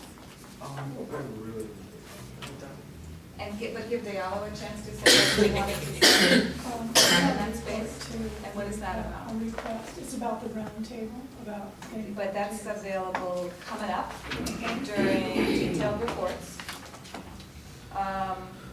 And so I think if we cut that out, we can Okay. try to get through committee and task force reports by and the rest by 6:15. Maybe y'all could go and final announcements. Okay. Or you can go that way. You've been waiting to go, do you want to just? Just go. Okay. Okay, so after thinking long and hard about the main foci for the HRC, a lot came to mind, and one salient thing was the indisputable interconnectedness between the social sustainability issues, economic sustainability, and environmental sustainability. And some of those environmental and economic issues would include things like food safety, so GMO banning and education, animal welfare, or water safety and ownership, because the state of Oregon just claimed ownership over all water, and this is more than a human right, it's a human necessity. Shelter and healthy neighborhoods, which we're already kind of focused on with the roundtable, but it's where people won't live in the neighborhoods with parks and recreation and opportunity. Energy is another issue because it's making sure people's lights stay on and their fridges stay cold. As a kid, we were burning candles and hooking power cords up to the neighbors' houses to use a microwave while the food in our fridge was going bad. And plus, there's efforts in Portland to create sustainable and abundant energy, and also education for obvious reasons and healthcare for obvious reasons. I really think these are human rights, and it could level the playing field so that people are not treated as more privileged and oppressed. And so that's a part of our main mission. So it's just a thought to really put out there and maybe make the main focus as possible. Can I ask a clarifying question? So you saying, wanting it to be a main focus, is that like outside of what it currently says, or do we feel like it's not spelled out, or what do you, I guess what? Yeah. And I don't know if, because I know that our mission is to eliminate bigotry and things like that. So I feel like one of the main ways to do that is by really leveling the playing field when it comes to resources. When people are more privileged and other people are oppressed, it creates these divisions where people can't really get out of it because it's the monetary system that does it. And so I think that if we were to focus on certain issues like food or like shelter, which we already are kind of, it would help to level out. And so I don't know exactly how to go about this. I know that anything environmental is brand new for the Human Rights Commission, but there is that indisputable interconnectedness that we live in this world where we all need water and food and shelter. Yeah, entirely. And I think you, as well as other people of your generation, you have to carry that weight heavier than anybody else. So I'm glad you brought it up, and it's a very important component of what we do, and I think at the very least we can hold that as a lens with everything that we do and that comes to us, and at the best, if we can look at ways of incorporating it in a more official, formal way into the work we do. Okay. I mean, I don't know if, you've done strategic planning and came up with days. I don't know where it would fit in. I found myself wondering if it would make a good topic for, our next week. Because if you're talking about really expanding what is written, and that may be something that we carry in all our hearts, but right now it's not written. That takes a deeper conversation. And is this for expanding the HRC overall mission? No, it's actually really answering our mission even better, I would say, because it's focused on human welfare. I'm just trying to figure out what fits into the notes. Well, we're talking about HRC commissioner reports and requests Right now. Right. And I don't know where that came from, but I'm glad Over to fire. hear. Over fire. But I'm jumping on it. I like it. Okay, thank you. Yes. So, as I said earlier, we want to be looking at shifting the format for committee reports to most committees, unless they've got something that's really coming up in terms of a larger project that they need all of HRC to know about, to just tell us about their main projects that are going on in a pretty quick fashion. And then, like I said, we're gonna move to asking for those pre-reads, reports from committee chairs to come to us a week before, to everyone a week before the meeting, so folks can read them. And if they have questions at that point during the meeting, that they can ask them. Can I clarify, wasn't it Monday before so that we could send it out also on Wednesday? Or maybe Wednesday is fine, so I don't think we need to change them, it's just, I mean, when they get it to us, then we can, and I'm looking at Kenya, we can just include it with everything that we're sending off. Because the idea of a pre-read, right, is to give us a week before so we can look at stuff, if we have questions, ask those. I think I'm gonna put the pre-read on my website too. Yeah, that was part of the idea, is that, so that would be a great way for us to keep the public posted as to what's going on. I actually think it's the Monday before the meeting when it goes out, so that, because if it goes a week before, I think you have this long stretch where something happened and you notice. Because, for instance, CPRC meets 2 weeks before HRC. 2, I think, not 2. It's not, I was that Monday, it would have been 2 days ago. But that's not, so the idea of a pre-read is to allow folks time to look at it and then come to meeting prepared, which then allows for a less time that we need to spend here going over a ton of things, unless we do have questions or something in particular that folks want to offer. And so we're saying offering pre-read time that's 2 days versus 7 days? Well, 7-2 versus 10 versus 9. And you're thinking of that as there's not gonna be a solid update, but it's just month to month, so the update is from whichever pre-read date to whichever next pre-read date is. That's how we were thinking about it. So we're just reading this for information, not for comment. That's, I think, maybe that's the confusion, is that we're not reading this to say, oh, let me help you wordsmith this, but we're reading it to go, oh, this is what I need to know for the next meeting. So it seems like it should go out. Along with the agenda? Yeah, with the agenda. Which is a week before? Which is supposed to be before, I get it.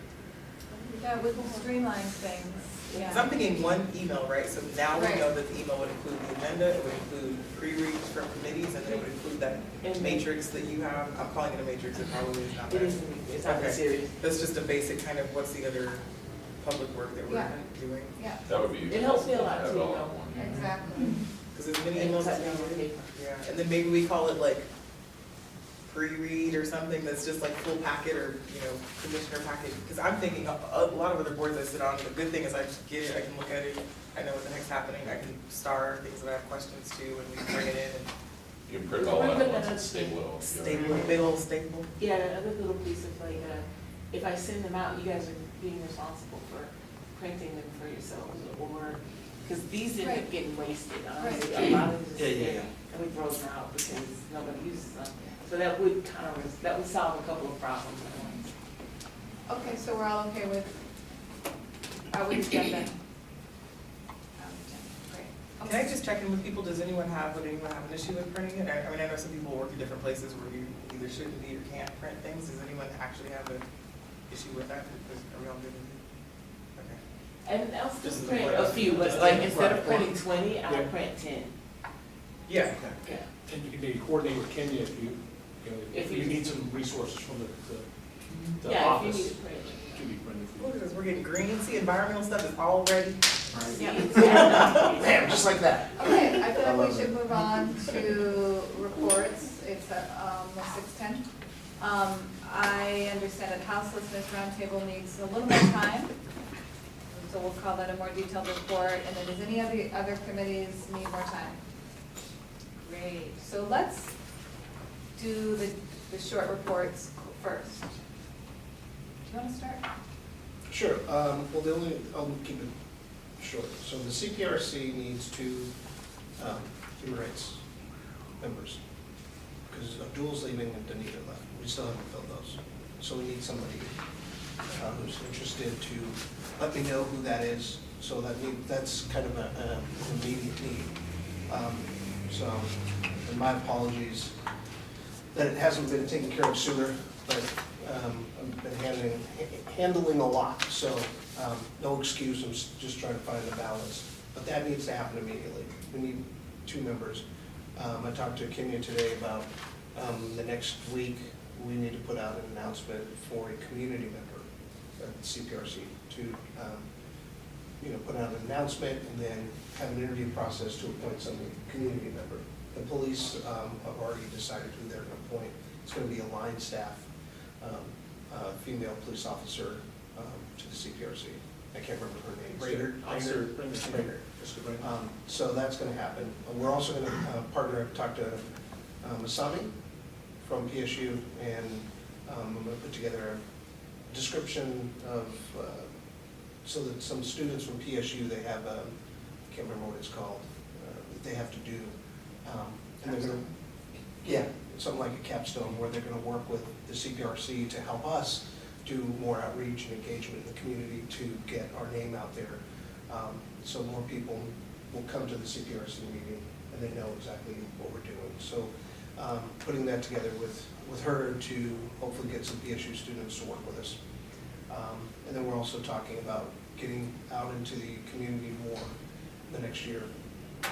The nominating committee is the same thing. We need, I think, between two or three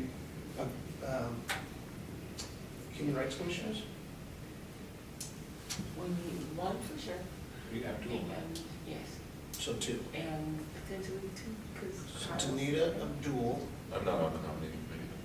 No, She's the vote candidate. Yeah, she's the fill.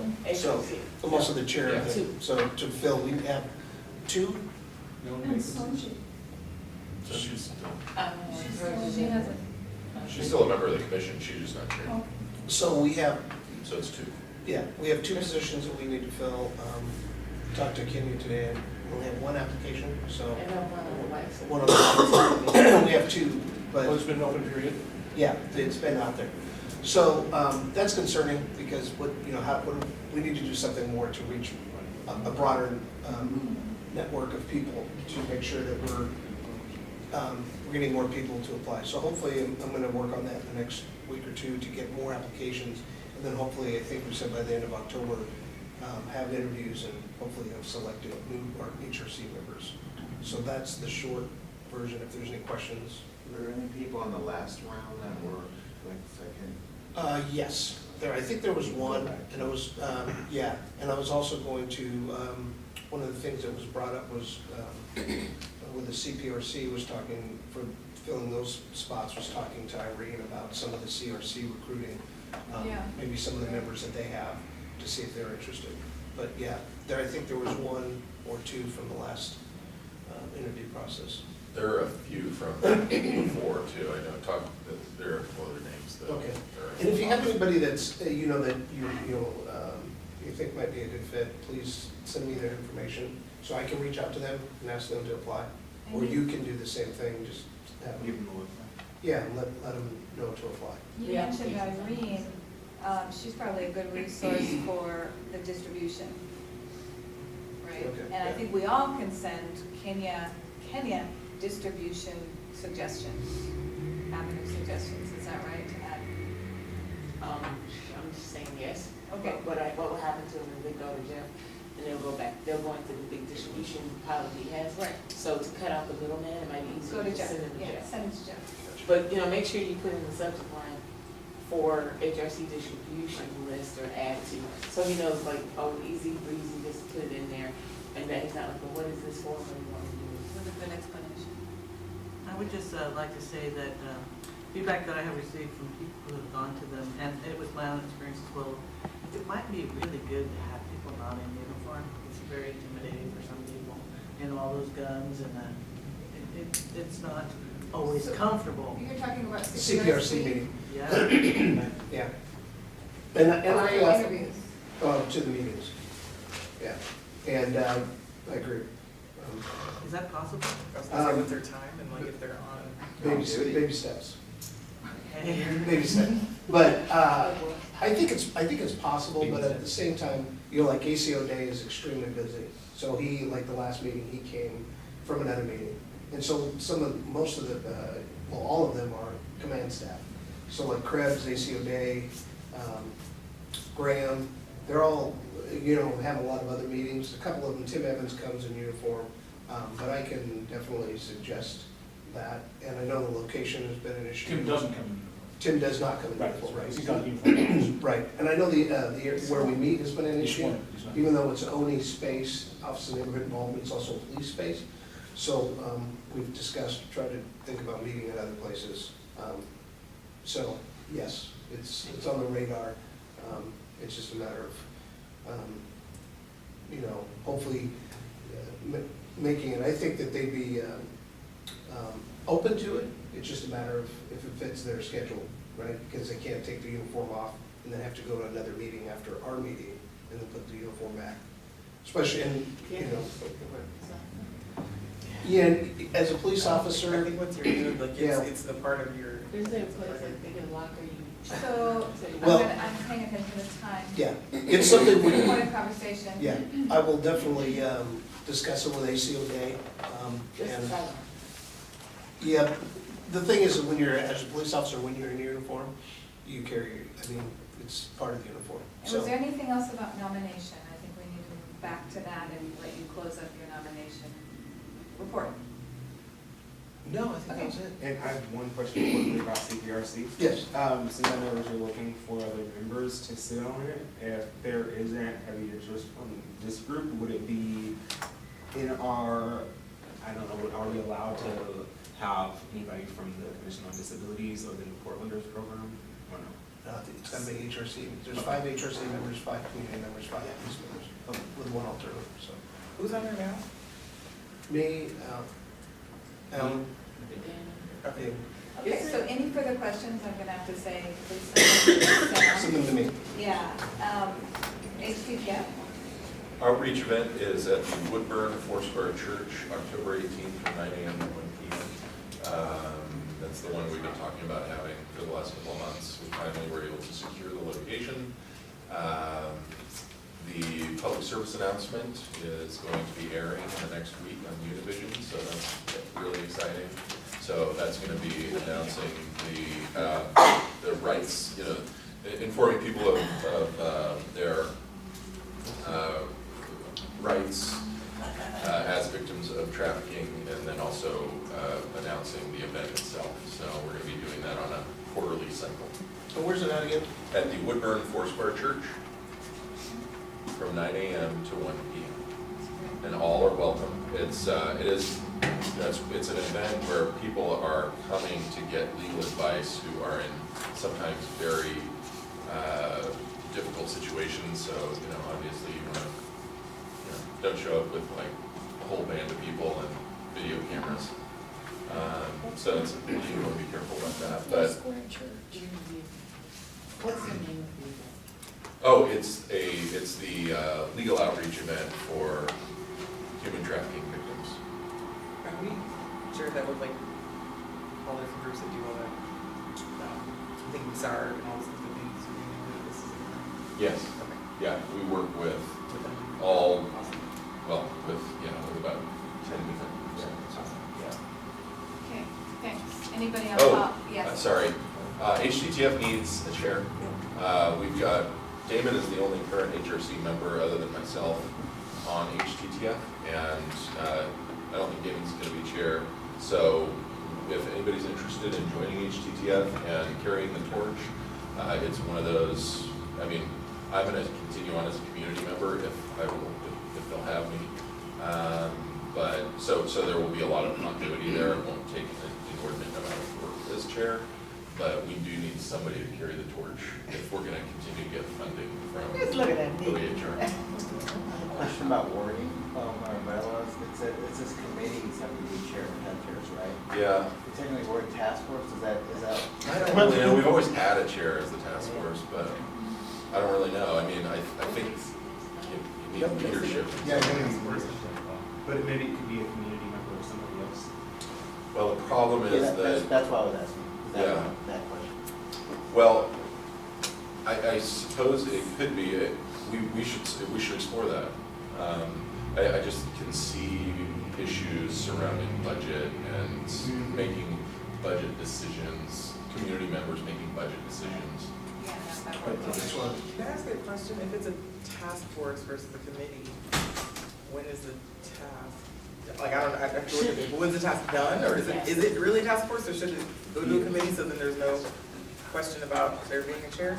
Because typically, you don't think typically a task force is like, you guys, Well, I mean, you can have a task Never gets done. that but never then it ends. should be a committee, then it should be a committee, right? Well, Versus not necessarily. So, I mean, yeah, you can so- still have a task. Housing, Just housing, because we have it's- a task to get everybody out. Yeah, that's right, task force. So maybe maybe we're just using it synonymous, yeah, It's not really clear. Okay. But that might be something. But it's an issue that needs to be probably addressed, since I won't be on the HRC in 30 days. Sad. That should be addressed. So, October 31st. so We're gonna extend. Okay, so I'm gonna move us on. Anybody here from policy? Clear, yes, are you here from policy? Yes, but we have no updates. Beautiful. Check Deep that out. contemplation about things. So, clear, may I do this quick? Sure. Okay. As Dante said, we've met with him and Kenya about our budget for the Know Your Rights training and as well as the proposal for the Know Your Rights training, which you all have seen already. And it's very positive and productive conversation with him, I would say. And we're all excited, ready to go. We've got work to do on our budget. We're encouraged to ask for more money, actually, which is an interesting development. I missed that part. I don't know what happened after that. Anything you want to add? If, go ahead, I could send that to yours, but go ahead. No, go ahead. So kind of a side note, I'm not gonna mention who the person is, but there was a bill that was put through the state legislature last year around requiring officers to make people know that they have the right to not be searched. It didn't pass. So I've been, yes. So I've been in contact with that representative, discussing that bill going back through from 2015. So there was a similar bill that was passed in Colorado, which is this, there was a representative that asked them if they would sponsor a bill, and said that there's already one out there similar. So I'm in discussion with that person to see what we can do, myself and the HRC, to support this bill. And what it basically would be around, officers having to let people know they have the right to say no to being searched. We did talk about that again today. Yeah. Yeah, we did, I remember it was next week. Colorado. You mentioned that Colorado has that. Yes, Colorado. it's a law in Colorado. It's not in Colorado? It is. Okay. Okay, great, I'm interested, please keep us up to date. Copy that. Also, just so you know what's kind of the agenda for the clear committee right now, we're working on Know Your Rights and working with, Urban League on body image. Yeah, the Urban League and CIO is getting ready to approach the mayor about the body cam project, and particularly understanding, encourage that there's community input on that. And they'd like to bring us in on that conversation. And the way we're going to present the Know Your Rights training is that it's complementary to the body cams. And that another, like one of the barriers to body cam is that, well, mayor's on board, I was gonna say, police is I'm on here. board. The catch is the union, the police union. Right. They're the barrier right now to the body cam. And so that might be an elegant way for HRC to get into this conversation in a way that can help move the barrier, essentially. By maybe presenting something at the next unity meeting, and just trying to help, first of all, learning what their issues are with it, and then trying to help them see the human side of it, the human rights side of it, and help them see that that might be, that they could contribute to a violation or not. If with body cams being present. If body cams are present, how that could be Yeah. essential in not contributing to a human rights violation. Right, I don't know that Clear has decided that we want to support body cams. What I was referring to is if it's something different, it's not that we haven't decided not to, but I don't think we're quite on that page yet. Okay.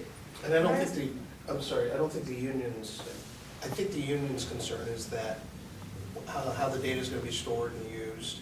And so I don't know if they're completely against it, but That is the current barrier. Yeah. But I think they have, they have concerns about it, so. Yeah, so they're the barrier at this point. So that's why my clarification was, are you guys collaborating to meet with the mayor, who we already know is a go? We already know the mayor's a go. Right. We're working on Know Your Rights, Mhm. and the conversation with the mayor would be that it's important to have a Know Your Rights training that goes alongside body cams. Okay. And why? Okay. We all done with that discussion? I want to make a point about process, that Claire went to Dante to ask for a budget ask before they came to this group, and I'm not sure that that's the process. We need to clarify that, because in the past, I don't think it has been. And I don't think what we do is take our line item budget asks to Dante and say, can we have this? I think we have a budget, and it's incumbent on this group to say, yes, we'll spend that money, or no, we won't. And so that's different I think than. there was a misunderstanding. Yeah. They didn't go to Dante to ask for money, they were just presenting their budget and their proposal for what they've already asked for, that you guys have already agreed was okay. This was the money they were talking It is a about, misunderstanding. 14, 15 budget. Yeah, and I'm glad that you pointed it out, because really, like, in the description you said at the meeting, it was really to talk to him about the Know Your Rights project and Okay. get feedback about that. Yeah, it's all the first budget. So we already did make that ask, and that went to HRC for that? That's a question, but I. For the money that is currently in your budget, that you guys had asked for. Oh, originally asked for Clear, yeah, you're right, Clear had a budget before, so this is that ask. But it went beyond what we had originally asked for. Right. Right, but that money, you don't have it. It doesn't exist right now, because like Dante said, you have what you have, and then you have this project that's gonna span over more than one budget era or season. And I hear your point. We need to make sure that the process, we are following that process. But it does sound like there's an ask one for 15, 16. Oh, I missed the piece where I was them asking for $1,500. I didn't get that. For what? For, no, 15, 16, 20, Oh, 15, 15. 16. Yeah, there will be, Expand. so Okay. they're gonna put that in there, when they write their budget for That's 15, 16, it'll be there, then that whole budget will go through the process of coming past CPRC, or HRC before going finally to Dante. Perfect. Thank you. Okay. I need to ask that we extend this meeting for 5 minutes. Will a 7-minute presentation for the houselessness forum work? You will. Yep. I think we can squeeze it in. This is for this side of the table, Dana. Could you take them there? Anybody opposed to Angelina's 5 minutes to 6:35? I actually have a meeting after this, so I might have. You're not a student. I think you know a lot of this already. Well, as the chair of the CDC and with the cooperation and great help of the housing committee, we are planning a very public event roundtable that we've all been looking forward to. This is really important. We're inviting public officials. It sounds like the mayor is going to be invited and showed up, and he's excited about it. And this is bringing together a lot of elements from around the city that can be working together at this roundtable to bring about a 10 to 12-point program or set of asks that the community that shows up here will be asking for to provide solutions to homelessness. So we're asking everyone to save the date, Friday, November 21st. And it's going to be around, I'm asking for volunteers, is why I use this time frame. We need volunteers from 9 o'clock to about 1:30. And we can stagger that. Maybe you don't want to stay for the whole time, but we hope that most people will come and attend workshops, come to lunch and do some work. So it says we're joining New City initiatives in the Day of Homeless Awareness. The day begins with an early walk from First United Methodist Church's Goose Hollow Family Shelter and ends at First Unitarian Church with a tour of the Family Day Shelter. And after the walk, which shadows a typical day for a homeless family, we need volunteers from 9 until 1:30 p.m. So our event fits inside the Day of Homeless Awareness. And our event is the Human Rights Commission Roundtable on Homeless Solutions. So you don't need to volunteer for the whole time, but we hope you'll stay, have lunch, and learn more, and to be with public officials and the homeless service community and others that will come. And we need you guys to volunteer. We need volunteers to set up, to welcome the registrants, to put up signs all over the church. The church is a very confusing labyrinth, and one of the major tasks here will be that there's a lot of good signage. And I planned on color coding the workshops and the arrows so that people will say, oh, I'm in the workshop on tiny houses and cluster communities of those tiny houses, so, or micro communities. So I'm going to follow the green arrows to this place so that there'll be less confusion, but we need guides. We need people to receive and set up lunches. We need people to guide attendees around the church building sites and to assist the workshop presenters. And we'll need a cleanup crew to check the site and ensure tidy spaces when we leave the buildings. And we need 1 or 2 very special volunteers to oversee the logistics of the day. All the groundwork for the logistics will be in place. And these logistics volunteers will work with Diallo to make sure that all is in place to have a successful event. So this is really our once-a-year big public event. We need all hands on deck for this. So Amy and Alan, do you have anything to add? Diallo? The other thing we need are folks who have experience in facilitation, because we're going to be running somewhere between 4 and 6 sessions. And so if there are folks who have that experience and can help us run some sessions, then that would be appreciated. Are there folks who would feel comfortable in facilitating small groups? Sabrina is nodding her head. Do you know, I don't think those folks are volunteers yet, but, okay, so we do have some folks, and we'll have to look at, maybe touch base with you on timing and availability to see. I know that Kate might be busy that day. It is at my church. It's a Kate's house. It's a Kate's house, so she might be tidying up and stuff. So, but and should we? I know you have a day job. Are you fairly flexible? Do you think at times you might be able to join us and help some of those sessions? Okay. So we'll touch base with those folks. I may or may not be available.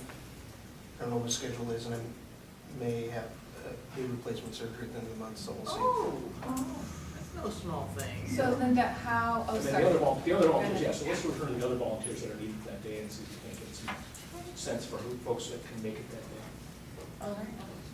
So if there's those 2 people who are interested in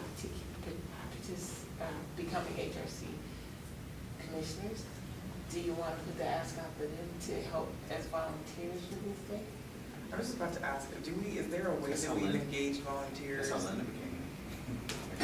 Like, is it just a event volunteer kind of situation? Like, has there ever been just we have an event going on?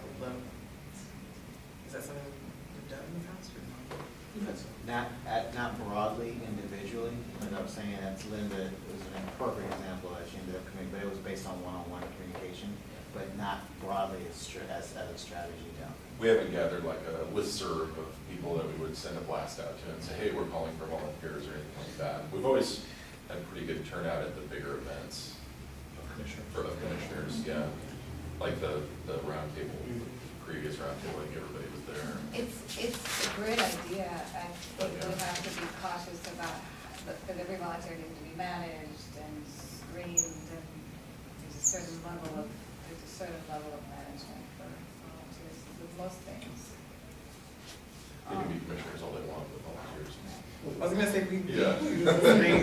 Right, yeah, those So any thoughts about how do you want to get confirmation about people's availability? Well, I'd like to people to tell me now, and then I'd like, if those that are not sure can let me know by,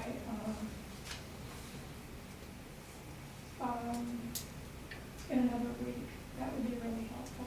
And I realize that with your pending surgery. Yeah, can't commit to it. Yeah. I'll be there. I'll be Yeah, there. my sugar. And, If I can get one or two of those volunteer commissioners to be volunteers, seems like it would be good to pair them with Diallo, since he has a position where there's two people that he'll be kind of working closely with. Because I agree, Amy, that, you can't just say, hey, volunteer, go do work.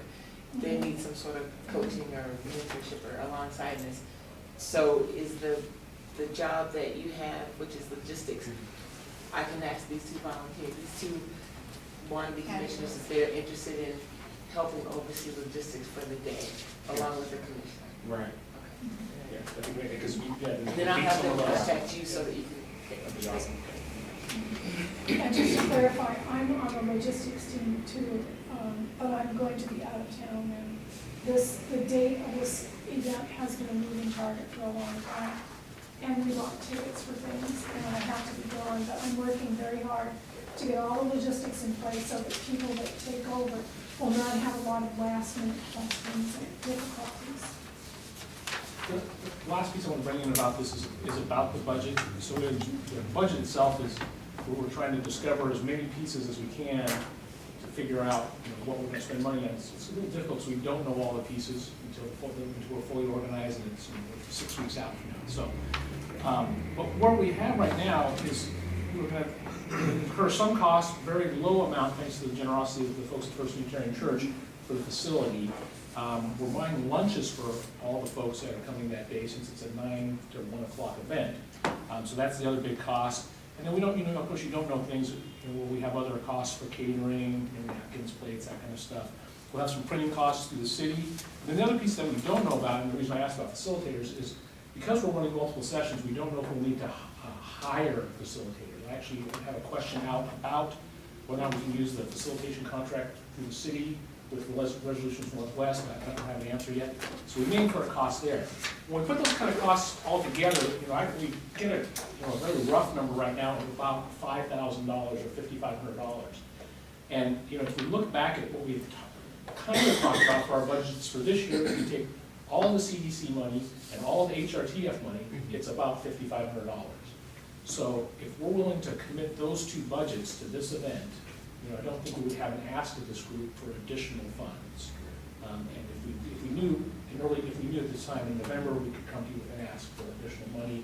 We can get a sense from Kenny how much money there is. But I think right now that's kind of where we're sitting on budget. And I think more than anything else, just wanted to inform people about that, because with those budgets in place, I don't think we would ask for more money at this point.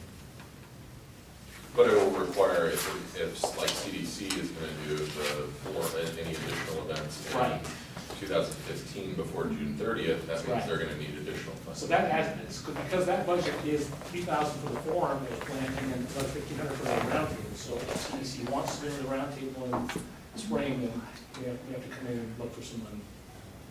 Well, we had money left over last year. Right. So I think it's possible. I think it's the other side of the resource that we might not have, which is the people in Manpower. Yeah. Thank you. Great. Getting back to volunteers, do we have another logistics volunteer? Or did I miss something?